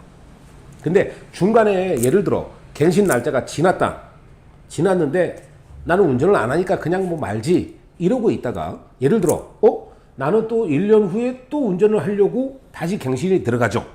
그러면 중간에 빠뜨렸던 그것까지 돈 다 내야 돼요. 그렇잖아요. 그 경찰 그 교통 그쪽의 입장에서는 1년 동안 발급을 받았어. 그래서 1년 동안 썼어. 근데 1년이 끝났어. 나는 운전을 안 했다라고 했지만 그들이 믿지를 않죠. 당연히. 얘는 면허증이 갱신 시간이 지났는데도 갱신을 안 했네? 그럼 벌금 내는 거야. 당연히. 근데 완전히 이제 한국으로 귀국해버리면 상관이 없어요. 근데 캄보디아에 사는데 1년 동안 1년짜리 받고 있다가 중간에 1년 안 받았다가 그 지나서 1년 후에 또 받았다. 그러면 중간에 1년 안 받은 거를 벌금을 내셔야 돼요. 그러니 운전을 하든 안 하든 앞으로 계속 언젠가는 또 쓸 일이 있다. 면허증을. 그러면 매년 면허증을 갱신하셔야 됩니다. 안 그러면 저처럼 이 나라 면허 시험장에 가셔서 시험을 보시면 돼요. 그러면 10년짜리 면허증을 줍니다. 어렵지 않아요. 필기 시험은 영어로 나오고요. 한국이랑 똑같이 요즘은 한국 면허 시험은 어떻게 되는지 모르겠지만 코스 시험, 주행 시험 이런 거 봅니다. 그리고 적성검 신차 검사도 하고 똑같아요. 하루 만에 쫙 다 나와버려요. 그래서 필요하신 분들은 면허 시험을 보시라. 예. 그게 더 낫다. 싸고. 예. 그리고 근데 안타까운 게 시엠립은 없습니다. 예전에는 저는 시엠립에서 면허를 딸 수 있었어요. 여기 있었어요, 시험장이. 근데 지금은 시엠립에서는 안 되고 프놈펜에 가셔야 돼요. 프놈펜에 가셔서 면허 시험을 직접 보시면 됩니다. 마지막 질문 입니다. 캄보디아에서 은퇴 비자 받기 정말 쉽나요? 라는 질문입니다. 네, 아무런 조건 없습니다. 아무런 조건 없고요. 만 55세가 넘으셨다면 캄보디아에서 은퇴 비자를 신청해서 받으실 수가 있는데 입국하실 때 받으시는 건 아니에요. 입국하실 때에는 EB 비자라고 그 비자를 받고 들어오셔야 돼요. 그러니까 관광 비자가 T 비자가 아니라 E 비자가 따로 있어요. 그거를 받고 들어오신 다음에 그게 한 달짜리거든요. 그거를 다시 신청을 하실 때 그거에서 은퇴 비자로 1년짜리로 교환을 하실 수가 있어요. 바꾸실 수가 있어요. 그래서 처음부터 이 비자, 저기 은퇴 비자를 받으실 수가 있나? 한국에 있는 대사관 가면 줄라나요? 그건 모르겠네요. 제가 그것도 안 해봐갖고. 예. 근데 은퇴 비자는 말 그대로 은퇴 비자라서 비즈니스 활동을 하실 수가 없어요. 취업도 안 되죠. 사업도 안 됩니다. 그래서 나는 그냥 은퇴 생활을 하러 온다. 놀고 먹을 거다. 그러면 그 비자를 받으셔야 되는데 아니다. 나는 조금이라도 뭐 구멍가게라도 하고 싶다. 아니면 취직을 하고 싶다. 사업을 하고 싶다. 그러면 은퇴 비자를 받으시면 안 됩니다. 그건 불법입니다. 나중에 걸리면 벌금 많이 냅니다. 자, 오늘은 캄보디아 궁금증 그 세 번째 시간 이민과 투자, 돈에 관련된 이야기를 좀 해볼까 합니다. 첫 번째 질문입니다. 외국인도 자기 이름으로 땅을 살 수 있나요? 라는 질문 정말 많이 받았어요. 일단 첫 번째 답변, 안 됩니다. 네, 안 되는데 방법은 있어요. 일단 그 정부에서 인정한 방법 중에 하나가 뭐가 있냐면 신탁제도가 있습니다. 신탁제도. 근데 이제 토지 등기가 신탁 등기가 나와요. 그러다 보니까. 하지만 재판매라든가 또 내지는 뭐 자녀에게 또 상속이라든가 이런 것도 다 가능하기는 합니다. 그래서 신탁 제도를 이용해서 본인의 이름으로 할 수 있는 방법이 있고요. 또 한 가지 방법은 캄보디아의 시민권을 취득하는 방법이 있습니다. 근데 이거는 대한민국 국민은 좀 해당 사항이 없는 부분일 수 있는 게 대한민국은 법적으로 이중국적을 허용하지 않고 있잖아요. 하지만 만 65세인가가 넘으면 이중국적이 가능한 걸로 알고 있어요. 근데 또 캄보디아 시민권 자체가 비쌉니다. 예. 지금은 시세가 어느 정도나 되는지 마지막으로 들었을 때가 2억 원, 한국 돈으로 2억 원이라는 얘기를 들었어요. 근데 시간도 많이 걸리고 뭐 복잡하고 하더라고요. 예, 그래서 땅을 내가 내 이름으로 꼭 하고 싶다. 그러면 돈을 들여서라도 시민권을 취득하시는 방법도 있고요. 그리고 또 한 가지 방법은 바로 법인을 이용해서 할 수 있는 방법이 있어요. 근데 이 법인의 경우에는 이따가도 또 나오겠습니다만 캄보디아는 외국인이 49%, 캄보디아인이 51%의 법인의 그 지분을 가지고 법인을 등록할 수가 있어요. 그렇게 되면 결국은 51%를 가진 캄보디아인에 의해서 문제가 생길 수도 있다. 예. 그러니까 추천드리는 바는 아닙니다. 네. 그래서 하지만 콘도라든가 땅을 제외한 땅이 아닌 건물에 관련된 것은 본인 이름으로 가능합니다. 예를 들어 저희 호텔의 경우에도 저희 땅은 이 땅은 저희가 소유주가 저희가 아니에요. 이건 저희를 임대를 했고요. 하지만 이 건물에 대한 등기 무슨 소용이 있는지는 모르겠습니다만 이 건물에 대한 등기는 저희 이름으로 되어 있어요. 그리고 프놈펜 같은 경우 시엠립은 좀 적긴 합니다만 프놈펜 같은 경우는 이제 고층 일명 콘도라고 하는 것들이 있어요. 그거는 가능해요. 외국인 명의로도 구입이 가능하십니다. 그래서 그런 경우, 그러니까 땅이 아닌 건물, 토지를 제외한 건물의 경우에는 소유가 가능합니다. 예, 그 부분도 잘 알아보시면 될 것 같습니다. 자, 두 번째 질문입니다. 현지 콘도 투자 지금 들어가도 수익이 날까요? 일단 시엠립은 해당 사항이 없어요. 콘도가 없기 때문에. 하지만 여기도 콘도가 아닌 빌라 형태, 아파트 형태 작은 3, 4층짜리는 있어요. 있기는. 하지만 수요가 없어요. 그래서 미분양들이 많습니다. 프놈펜도 그렇다고 얘기를 들었어요.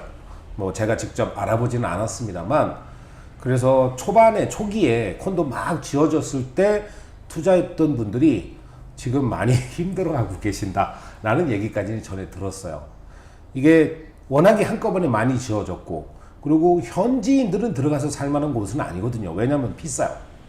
콘도 하나에 한 달에 적어도 400불, 500불에서 비싼 경우들은 한 달에 뭐 1,000불 이상 되는 것들도 있으니까 현지인들이 들어가서 1,000불씩 내고 살만한 그런 상황은 아니다. 그 돈이면 현지인들은 뭐 근처 이제 플랫하우스라는 그런 데를 사서 들어갈 수도 있거든요. 그래서 지금의 상황에서는 콘도 투자는 조금 생각을 해보셔야 될 것 같다. 왜냐하면 너무 미분양도 많고, 그리고 사신 분들도 임대가 안 나가요. 임대가 안 나가. 그래서 그런 부분은 조금 더 많이 좀 조사를 좀 해보시길. 자, 다음 질문입니다. 5천만 원 정도로 작은 카페나 식당 창업 승산이 있나요? 라는 질문입니다. 자, 일단 5천만 원이면 달러로 3만 5천 불 정도 되는데 정말 작은 카페를 하실 수 있고요. 그리고 캄보디아가 가장 문제가 뭐냐면요. 한국도 지금 뉴스 보니까 두종쿠인가요? 그게 벌써 유행이 꺾였더만요. 그래서 뉴스 보니까 그게 막 이제 인기가 있을 때 재료를 많이 사뒀던 사람들이 지금 그걸 처치곤란이라고 하는 정도로. 근데 여기 시엠립 같은 경우도 엄청 유행을 빨리 타는 편이에요. 그래서 뭔가 인기 있다 싶으면 확 이렇게 붐이 일었다가 길어야 2년, 3년 정도밖에 그 유지가 안 돼요. 새로운 게 또 들어오고 새로운 게 또 들어오고. 그러다 보니까 카페도 지금은 솔직히 그나마 좀 오래가는 편이긴 합니다만, 카페도 지금 이제 정점은 찍었고 하락 곡선에 있는 상황이에요.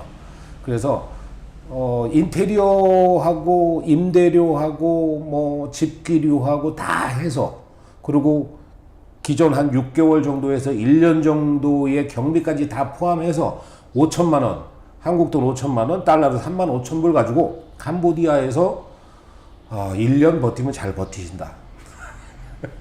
아니, 너무 제가 극단적으로 말씀드리는 것 같지만 그래요. 정말 만약에 진짜 하고 싶으시다면 돈을 많이 투자하시면 되는데, 그러면 굳이 캄보디아까지 와서 그렇게 하실 필요는 없잖아요. 그죠? 캄보디아도 비싸고 좋고 인테리어 잘 돼 있는 곳들은 손님이 많아요. 하지만 거기서 거기인 그런 정도의 수준인 곳들은 맨 그 모양 그 꼴이에요. 그리고 커피값이 쌉니다. 여기는 커피 한 잔에 싸면 1.5불에서 비싸봤자 2.5불.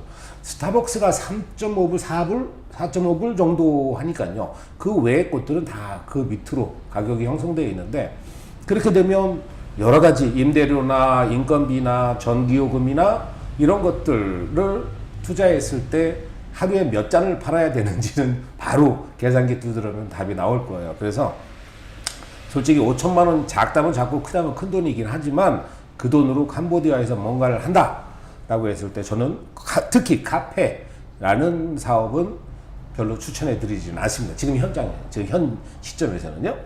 자, 다음 질문입니다. 현지 법인 세울 때 꼭 현지인 명의를 빌려야 하나요? 라는 질문입니다. 빌리는 개념이 아니라요, 공동으로 법인을 만드시는 거예요. 외국인만 따로 해서 법인을 만드실 수는 없어요. 현지인과 공동으로 지분, 아까 말씀드렸죠? 현지인이 51%, 외국인이 49%의 지분으로 법인을 만드실 수는 있어요. 물론 캄보디아는 돈이면 안 되는 게 없는 나라기는 합니다. 그러니 본인의 이름만으로도 가라로 해서 하실 수는 있어요. 근데 여러분들이 캄보디아에서 어떤 비즈니스를 하실 거냐에 따라서 분명히 말씀드리지만 법인이 필요한지 아닌지를 먼저 알아보셔야 돼요. 그래도 나는 법인으로 할래. 굳이 그러실 필요는 없다. 저도 캄보디아 처음 왔을 때 법인을 세웠었어요. 근데 법인은 세우는 데에도 돈이 많이 들고요. 그리고 세금 체계도 엄청 복잡하고, 그리고 유지하는 데에도 뭔가 복잡해요. 그리고 일반적인 제가 하고 있는 지금 호텔, 소규모 호텔에 이런 것들도 법인이 필요 없습니다. 그러니까 법인이 필요한 업종이 따로 있어요. 그 업종이 아니고서는 굳이 법인을 돈 들어가면서 복잡하게 하실 필요는 없다. 근데 예를 들어 혼자 투자하는 게 아니다.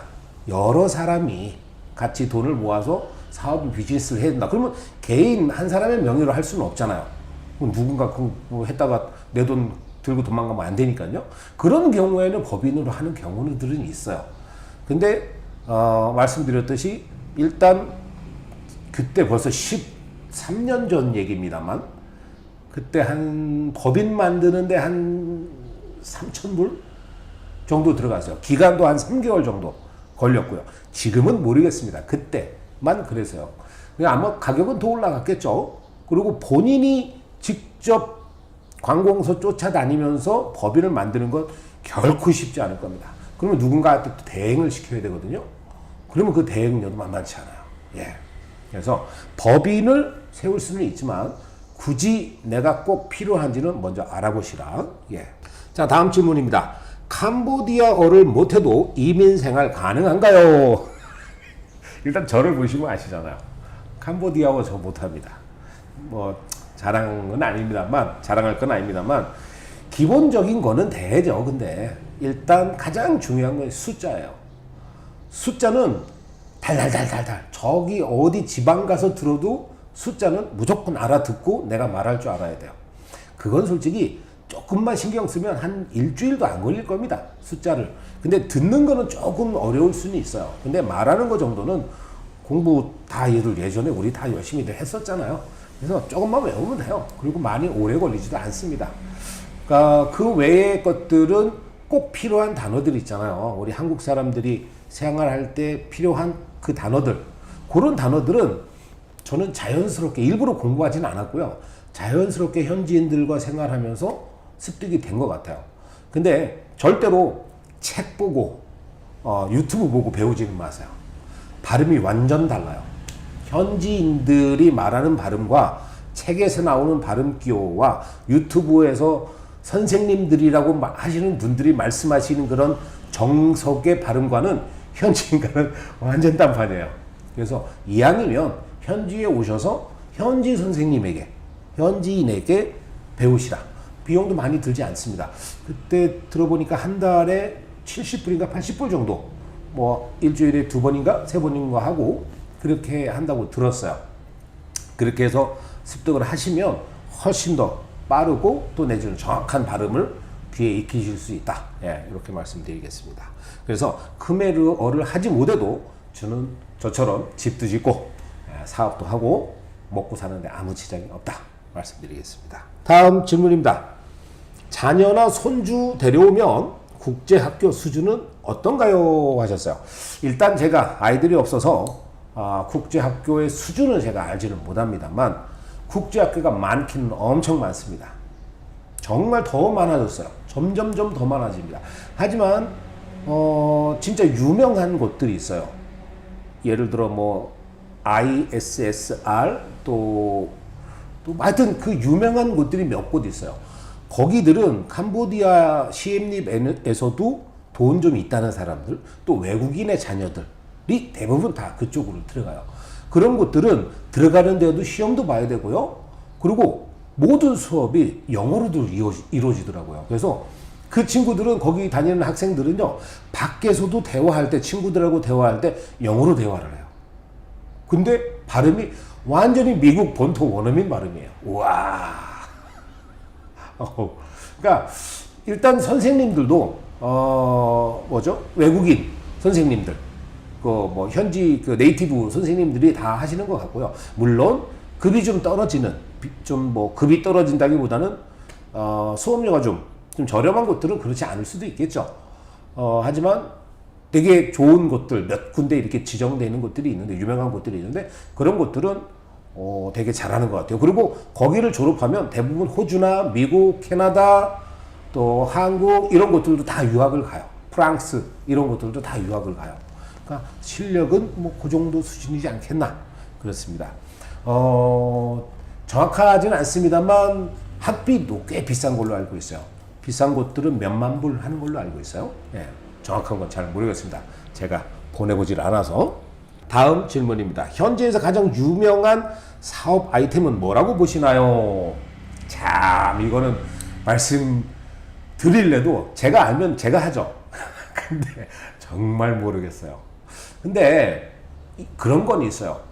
아까 말씀드렸듯이 그 유행 타는 것들은 안 하셨으면 해요. 그 유행이 너무 빨리 지나가니까. 그래서 한국에서 인기 있었으니까 여기 오면 무조건 잘 될 거야 라고 생각하는 거 일단 그거부터 버리셔야 돼요. 여기에 오셔서 캄보디아인들의 생활 패턴, 돈의 그 씀씀이, 또 뭐죠? 문화, 이런 것들을 먼저 파악을 하시는 게 먼저예요. 근데 요즘에 와서 조금 패턴이 조금 바뀐 거를 보자면 중산층이라고 해야 되나요? 젊은 중산층, 돈을 쓰는 부류들이 좀 많아졌어요. 그래서 젊은 사람들을 상대로 하는 사업 아이템은 좀 되지 않을까. 왜냐면 카페 가보면요, 오, 바글바글해요. 물론 몇몇 잘 되는 카페들 얘기입니다. 전체적인 것들을 보다는, 전체적인 이렇게 좀 저렴한 곳들 같은 경우는 오토바이는 많이 세워져 있어요, 밖에. 근데 커피 한 잔 시켜놓고 막 2-3시간, 왜냐면 에어컨 틀어놨으니까. 2-3시간, 3-4시간, 이렇게, 그냥 시간 때우고 가는, 자리하고 가는 그런 사람들이 많이 있습니다. 다음 질문입니다. 사기치는 한국인 많다던데 어떻게 구별합니까? 참 어려운 질문입니다만 참 쉬워요. 따지고 보자면 이 세상에 공짜는 없잖아요. 이유 없는 친절, 이유 없는 관심, 그리고 또 이유 없는 제한, 이런 것들 많이 합니다. 특히 사기꾼들이요. 그리고 계속 주변을 얼쩡거려요. 뭐 떨어질 거 없나, 저놈을 어떻게 뵙게 먹지? 이런 사람들 조심하십시오. 그리고 저처럼 말 많은 사람도 조심하십시오. 근데 저는 다행히 초반부터 한국 사람들하고 현지에서 많이 잘 안 어울렸어요. 그러다 보니까 그런 똥파리들이 제 옆에는 많이 없었고 한 번도 당하지도 않았고요. 하지만 시엠립에 제가 14년 동안 있으면서 그런 수많은 얘기들을 들었어요. 누가 사기를 쳐서 돈을 들고 도망갔네, 같이 공동 사업을 하기로 했는데 망했네, 뭐 그래서 아우, 이런 얘기를 수도 없이 많이 들었어요. 그러니까 없는 건 아니다, 있기는 있다. 조심하시라. 다음 질문. 캄보디아에서 돈 벌면 한국으로 송금하기 쉬운가요? 이것도 잘 모르겠네요. 제가 캄보디아에서 한국으로 돈을 보내보질 않아서, 한국에서 이쪽으로 돈을 보내봤지 여기서 돈을 못 벌어봤기 때문에 한국으로 돈을 보내지는 기회는 없었는데, 근데 캄보디아는 다른 나라에 비해서 이 투자와 회수가 다른 나라, 특히 동남아 다른 이 사회주의, 공산주의 국가에 비해서 쉽다. 또 내지는 좀 수월하고 정직하다라는 얘기를 들었어요. 그거는 좀 자세하게 제가 다음에 한번 그걸 가지고 한번 제가 아이템을 좀 한번 해보도록 할게요. 근데 일단 갖고 들어오는 것도 합법적으로 갖고 들어오시면 되고요. 나가는 것도 합법적으로 갖고 나가시면 된대요. 지난번에 제가 한번 살짝 알아봤었는데 그게 합법적인 선 안에서 가능하답니다. 근데 베트남이라든가 이런 곳들은 상당히 복잡하다고 하더라고요. 그리고 특히나 사회주의 국가잖아요. 그런 곳에서는 복잡하고 세금도 많이 내야 되고 이런다고 하는데, 캄보디아는 그거에 비하면 훨씬 수월하다. 갖고 들어오는 것도 갖고 나가는 것도. 물론 불법적으로 갖고 들어오다가 걸리면 다 뺏깁니다. 세금 다 내야 되니까 그거 조심하시고. 한 가지 또, 베트남 경우에서 들어오시다가 캄보디아 목적지인데 한국에서 달러를 짐에다가 예를 들어 10,000불 이상을 갖고 들어오시다가 걸리죠. 환승만 하다가 걸려도 베트남 공항에서 뺏기는 상황이 있어요. 아니면 벌금을 내거나. 그래서 10,000불 이상을 갖고 나갈 때는 항상 합법적으로 한국에다도 신고하시고, 베트남에 환승만 하는데도 베트남에서 그걸 삥을 뜯어요. 대단한 애들입니다. 마지막 질문입니다. 캄보디아 정부가 갑자기 외국인을 쫓아낼 리는 없나요? 라는 질문입니다. 절대 그럴 일은 없을 것 같아요. 잘못을 하지 않았다면. 캄보디아 법을 어기면 당연히 추방당하죠. 추방이 아니라 감옥에 갈 수도 있죠. 당연히.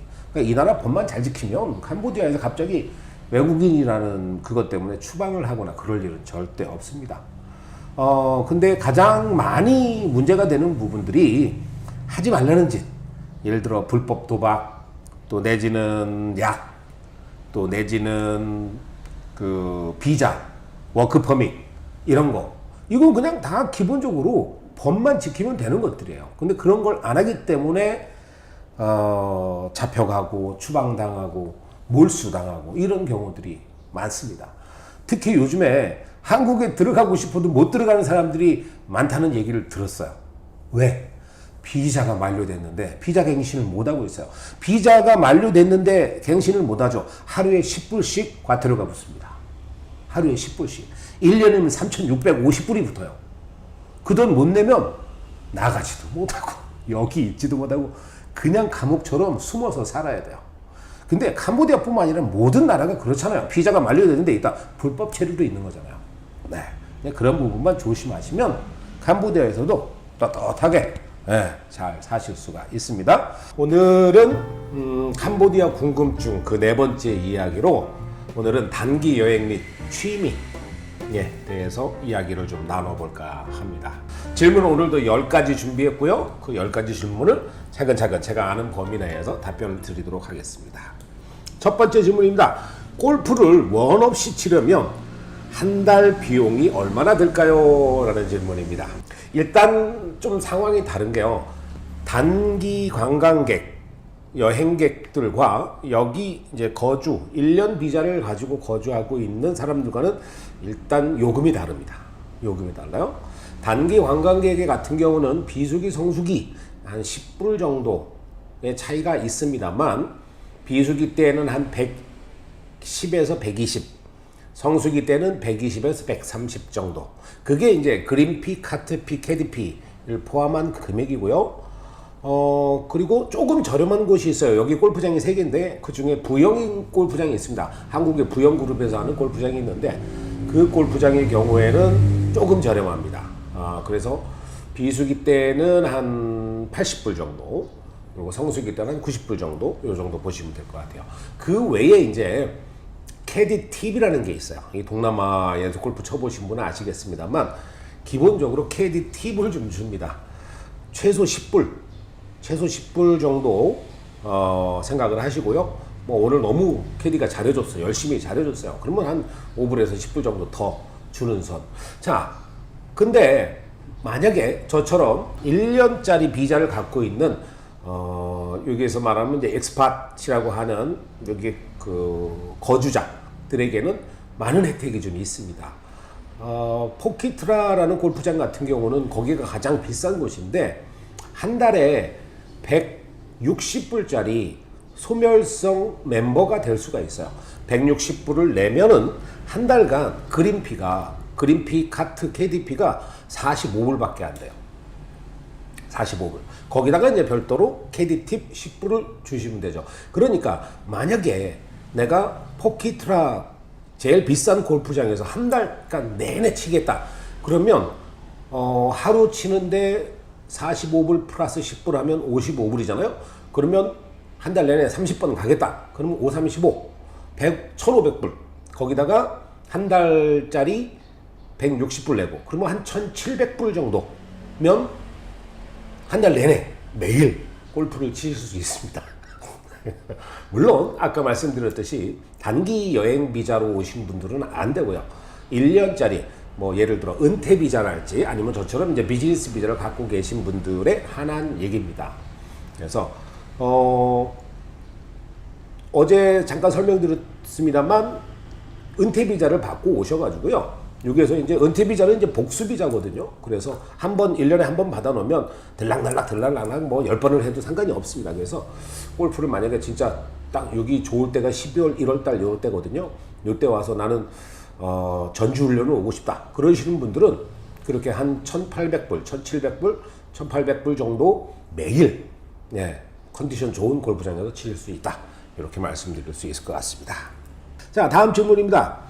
혼자서 골프를 치러 가도, 골프 얘기가 앞에 좀 몰려있나요? 혼자 골프를 치러 가도 조인이 쉬운가요? 라는 질문입니다. 캄보디아는 다른 동남아도 그런 곳이 있긴 있습니다만 캄보디아는 특히 CM님은 1인 골프가 가능합니다. 1인 골프. 혼자서 언제든 가서 치시면 됩니다. 부킹도 따로 필요 없어요. 그냥 가서 치면 돼요. 준비되면 출발하시면 됩니다.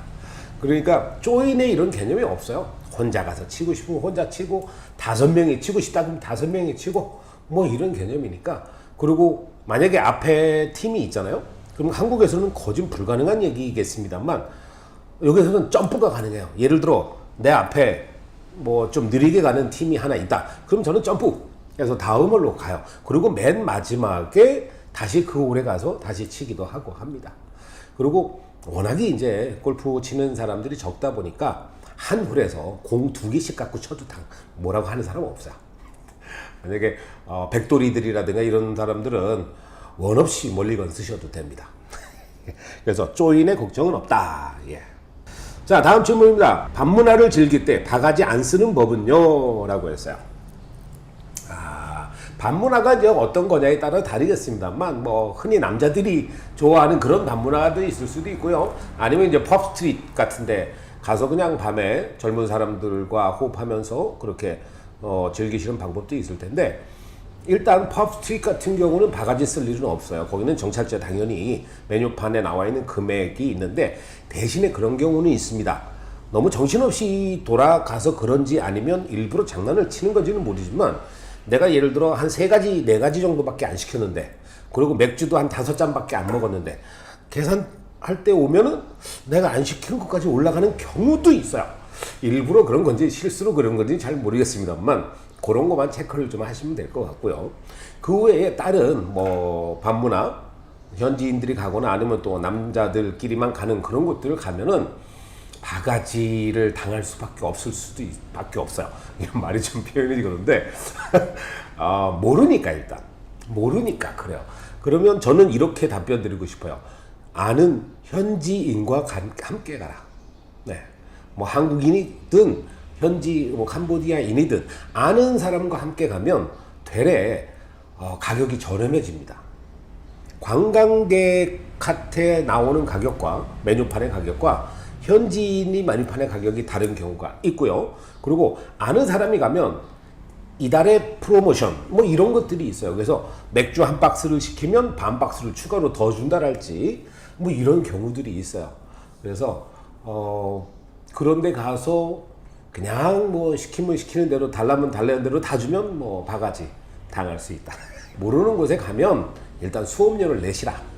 수업료를 내시라. 그게 정 싫으시다. 그러면 조금 아는 사람과 함께 가시라. 예, 이렇게 말씀드리겠습니다. 자, 다음 질문입니다. 낚시나 등산 같은 다른 취미 활동할 곳은 있나요? 하셨어요. 일단 낚시는 합니다. 현지인들이 많이 해요. 근데 한국에서처럼 그런 무슨 대물 낚시나 뭐 이런 개념은 아니고요. 저희 호텔 앞에 흐르는 작은 개천, 물론 여기서는 강이라고 합니다만 그곳에서 요만한 피레미나 아니면 조금 더 큰 메기 같은 거 잡는 루어 낚시 아니면 지렁이 낚시 이런 것들을 하기는 해요. 근데 솔직히 그거는 저기 물이 깨끗하지가 않으니까 그거는 좀 아닌 것 같고요. 그리고 그렇다고 앙코르와트 근처에 유적지에 많은 저수지 해자들이 있는데 거기서는 낚시가 금지예요. 그래서 안 돼요. 거기서는 하시면 큰일 납니다. 자, 그렇지 않으면 낚시할 수 있는 방법이 톤레삽 호수인데, 톤레삽 호수는 물고기가 이제 요즘 많이 없답니다.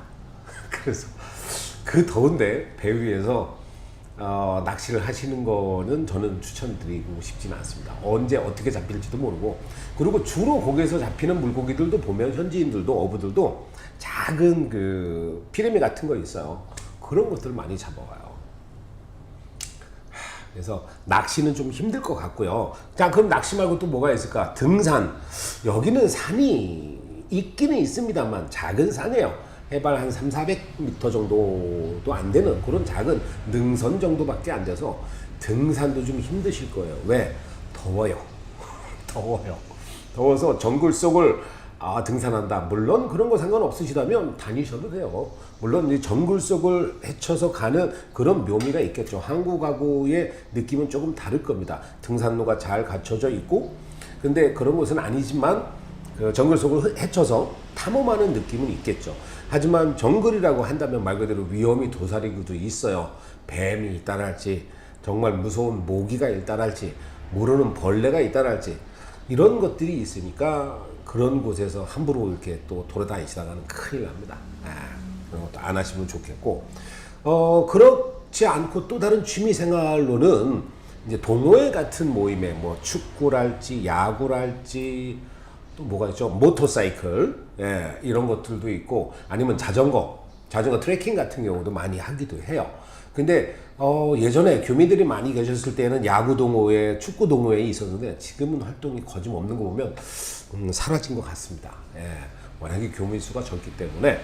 그래서 그 외에 다른 취미, 골프 외에 다른 취미 할 만한 게 마땅히 없다. 더워서.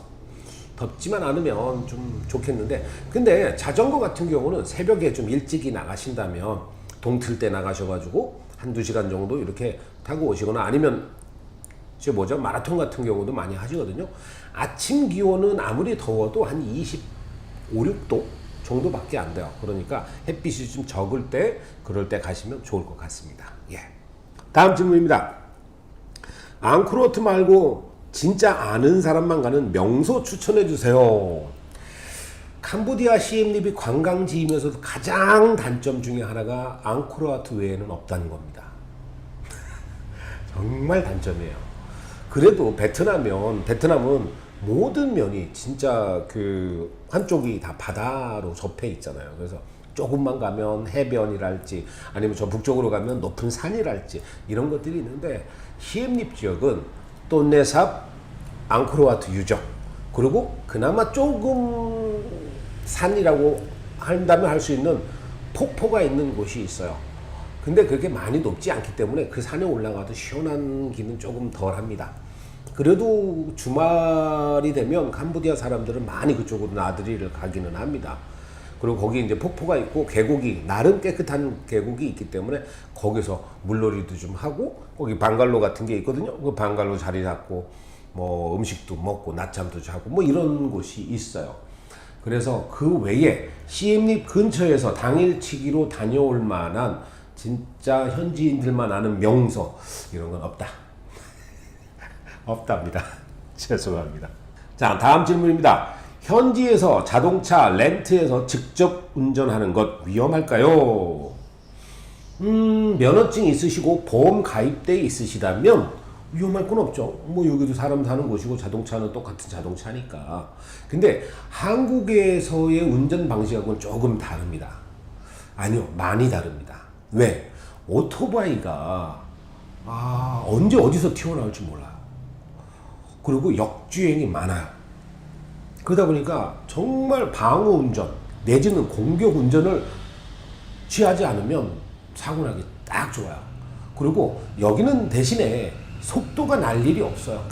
띠케 시내에서 해봤자 30km, 40km 정도, 조금 넓은 길에서 그래야 5, 60km 정도밖에 안 나가기 때문에 막 달릴 수 있는 공간이 없어서 큰 대형 사고 나는 곳은 없습니다만, 말씀드린 대로 오토바이나 자전거, 또 밤에, 특히 밤에 무슨 아무런 표식도 되어 있지 않은 곳에 뚝뚝이나 경운기, 니어커 이런 것들이 지나갈 때는 정말 위험해요. 안 보여요. 갑자기 스텔스 나타납니다.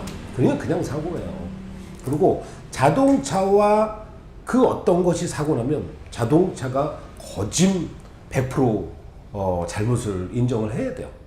아무리 오토바이가 들어와서 들이받았다 하더라도 자동차가 일단 잘못을 묻고 가는 그런 경향이 있어요. 그래서 조심조심 운전하시면 돼요. 저 14년 운전하면서 캄보디아에서 접촉사고 몇 번 정도, 그것도 제가 잘못한 게 아니라 누가 와서 들이받은 거, 그거 말고는 사고가 난 적이 없습니다. 그래서 보험을 매번 쓰고 있으나 보험을 한 번도 이렇게 타본 적은 없어요. 신청해 본 적이 없어요. 그래서 보험 잘 드시고 면허증 필히 지참하시고, 자동차가 이게 문제네요. 렌트를 하실 때 자동차를 너무 또 오래된 거를 렌트를 하시면, 예전에 저는 여기서 오래된 승용차 캠리였었던 걸로 기억나요. 도요타 캠리. 근데 오래된 차였었어요. 갑자기 운전을 하고 가는데 바퀴가 빠져가지고요. 바퀴가 저보다 먼저 가요. 이런 경우도 있어요. 그리고 차에서 불이 나질 않나. 그러니까 좀 차량이 좀 멀쩡한 거 이런 거를 렌트를 하시면 된다. 그래서 너무 무리하게 장거리 운전 이런 것만 안 하시고 특히 야간 운전 안 하시면 뭐 특별히 문제될 건 없다. 예, 그렇습니다. 다음 질문입니다. 캄보디아 맥주 여러 종류가 있는데 그중 뭐가 제일 맛있나요? 라는 질문. 저는 솔직히 개인적으로 맥주의 맛을 잘 구분 못하는 편입니다. 다른 그 기본적인 맥주들, 캄보디아에서 파는 맥주들은 딱 거기서 거기에요. 약간의 끝맛이 조금씩 다르기는 합니다만 요즘 들어서는 그 다름의 차이도 별로 못 느끼는 것 같아요. 예전에는 특유의 향들이 조금씩은 있었어요. 특히 이제 캄보디아 비어 같은 경우가 다른 맛이 조금 났었고 그랬었는데 아마도 요즘에는 한 공장에서 다 나오나 봐요. 같은 물을 쓰니까 다 같은 맛인 거예요. 그냥 메이커만 달라. 그리고 캄보디아에서 파는 또 다른 나라에서 들어오는 맥주들이 있어요. 싱아 비어, 또 뭐 타이거 비어, 또 저기 일본에서 오는 아사히 비어, 뭐 이런 뭐 미국에서 오는 무슨 비어, 뭐 이런 비어인데 걔네들도 다 비슷한 맛이야. 아마도 또 같은 공장에서 만들지 않을까. 그래서 굳이 구분 안 하셔도 그리고 가격이 다 거기서 거기입니다. 별 차이가 안 나요. 그러니까 그냥 다 드셔보시고 본인 입맛에 맞는 걸 고르십시오. 정말 종류는 많습니다. 지금 대충 해봐도 한 7, 8가지 그리고 흑맥주까지 따지면 10가지가 넘을 거예요. 그리고 요즘에 또 이 라이트 약간 거 있죠. 그것도 유행이에요. 그래서 오늘도 제가 라이트 사왔어요. 그게 캄보디아의 상술 같은데 이 캄보디아 여성분들 같은 경우는 맥주를 그냥 마시지 않아요. 항상 얼음에 타서 먹거든요. 그러니까 그냥 맥주가 좀 독하답니다. 왜냐면 여기 맥주가 한 5도, 4도, 5도 정도 돼요. 한국 맥주도 그 정도 되는지 모르겠는데 그래서 조금 도수가 있다 보니까 캄보디아 여성들은 다 얼음에다가 타서 먹어요. 그리고 빨대로 마시거든요. 근데 라이트는 도수가 조금 낮잖아요. 1, 2도 정도 낮아요. 그러니까 모든 그 맥주들에 다 라이트 버전이 다 나왔어요. 어디에서는 스노우라는 이름도 쓰고 지금 한우만 제가 오는 건 한우만인데 한우만은 이렇게 하얀색 라이트라는 이름으로 나왔습니다. 이게 몇 도일까요? 3.9도네요. 3.9도 라이트 버전이 그렇습니다.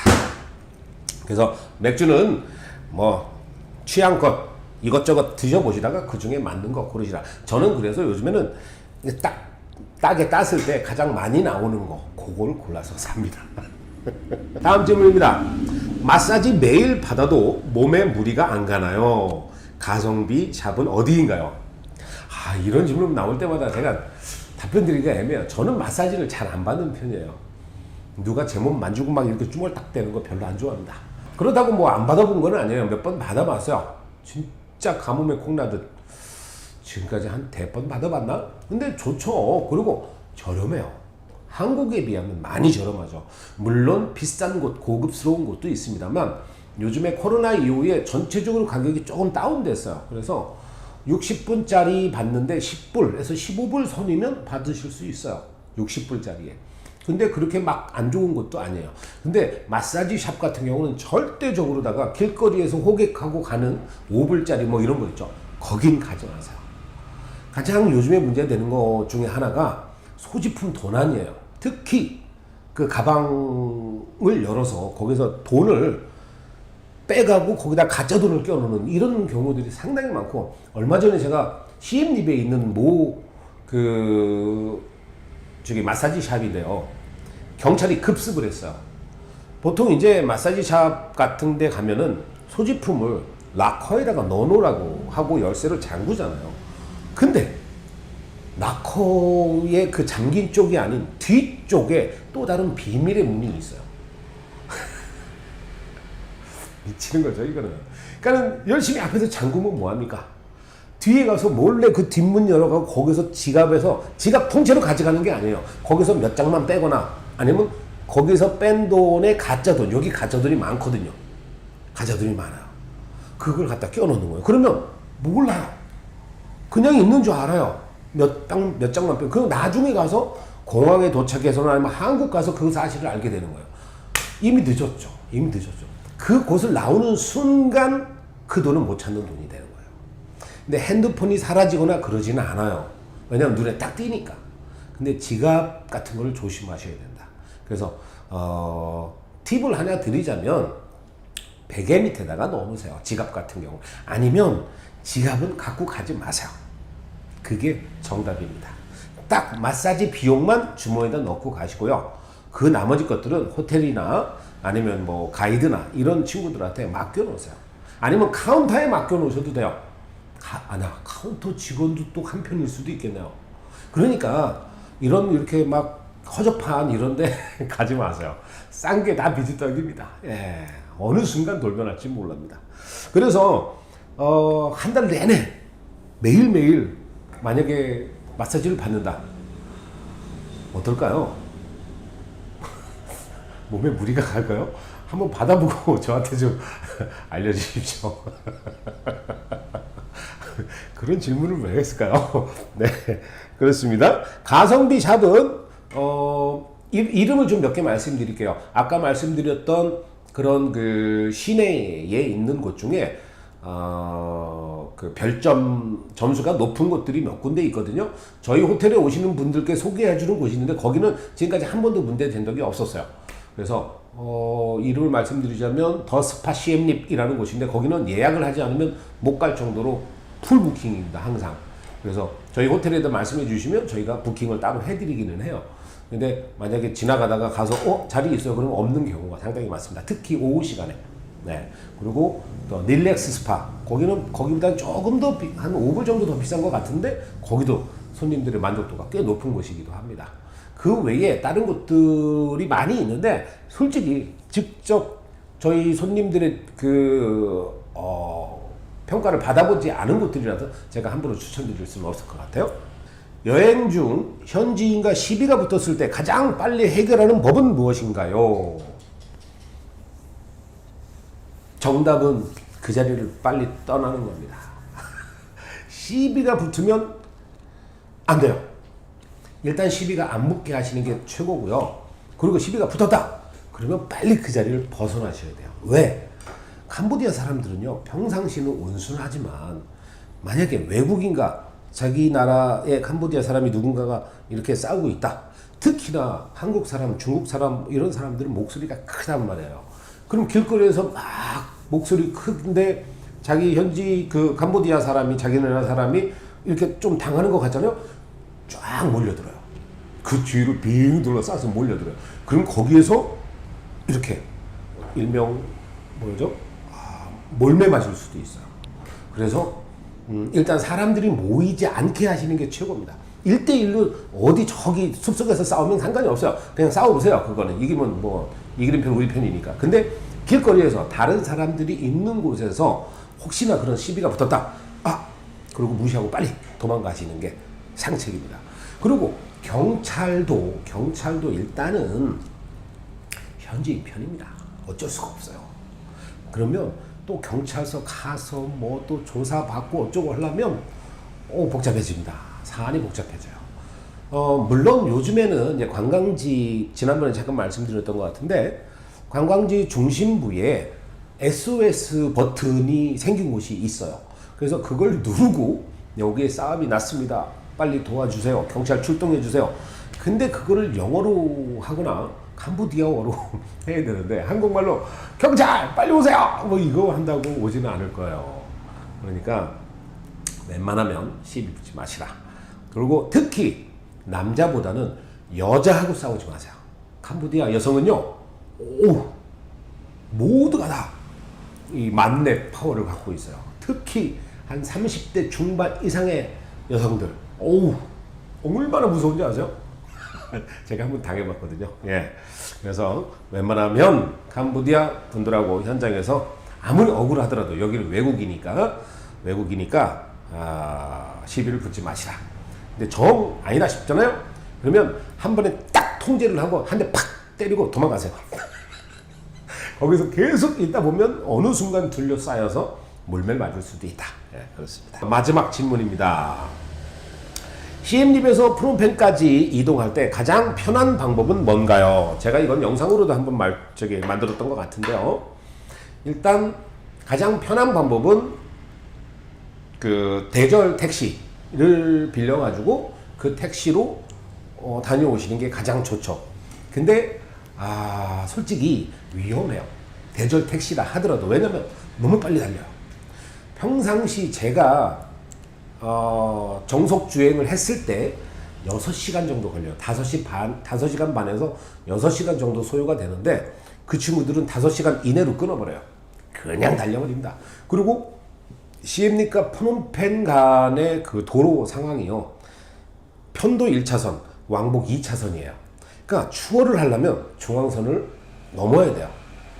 낮에는 그나마 괜찮지만 특히 밤에는 가로등도 없고 정면에서 큰 대형 화물 차량이라도 오면 이 상향등을 팍 켜는 순간 앞이 아무것도 안 보여요. 근데 그 사이로 막 이러고 다니거든요. 정말 위험합니다. 한국 분들 중에도 그렇게 야간에 프놈펜과 시엠립을 다니면서 사고 나신 분들도 많이 계셨습니다. 저도 초반에는 그렇게 다녔는데 지금은 진짜 특별한 경우 아니면 야간 운전 절대 안 합니다. 그래서 가장 좋은 방법은 아까 대절 택시지만 그게 좀 빠르고 좀 편안하긴 합니다만 좀 위험성이 있다. 그래서 그 다음으로 안전하고 좋은 거는 버스를 이용하시는 거예요. 그러면 차도 깨끗하고요. 그리고 뭐 차량 내에서 인터넷도 무료 인터넷도 사용하고요. 물이랄지 빵도 주기도 하고요. 그리고 좌석도 편하고요. 그렇습니다. 근데 그거 외에 그냥 유명한 버스 회사가 아닌 이렇게 막 헐만 버스 타는 거 있어요. 일단 에어컨도 잘 안 나오죠. 냄새 나죠. 그리고 사람 막 꽉꽉 차 있죠. 그래요.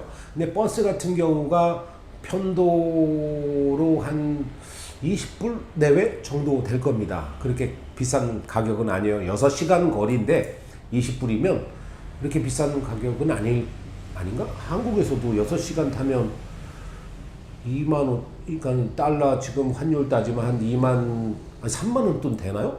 부산까지? 모르겠네요. 네.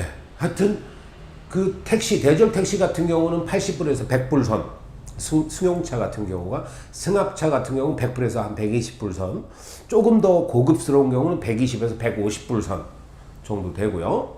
그리고 버스 같은 경우는 20불 정도 합니다. 예. 그렇지 않고 비행기를 타실 수도 있는데요. 솔직히 그거는 비추입니다. 예전에 공항이 시내에서 가까웠을 때는 내려서 금방 시엠립 시내로 들어올 수 있었기 때문에 그래도 좀 메리트가 있었어요. 근데 지금은 시엠립 시내에서 시엠립 공항까지가 1시간 거리예요. 그리고 지금 프놈펜 공항도 프놈펜 시내에서도 한 40-50분 거리란 말이에요. 그러니 이놈 프놈펜 시내에서 시엠립 시내까지 오려면 가는데 또 비행기 타고 오고 또 내려서 또 시엠립 오고 그리고 비행기 값도 싸지도 않습니다. 예, 그래서 추천드리지 않습니다. 자, 오늘 이야기는 요 정도입니다. 다음 편에서는요, 캄보디아 국제 결혼과 연애, 연애 상담. 제가 뭐 그쪽은 잘 모릅니다만, 나름 그래도 또 주위에 있는 한강 커플들의 이야기 들은 거를 토대로 그 내용을 전달해 드리도록 하겠습니다. 딱 10가지 질문에서 답변을 드릴게요. 자, 오늘은 여기까지입니다.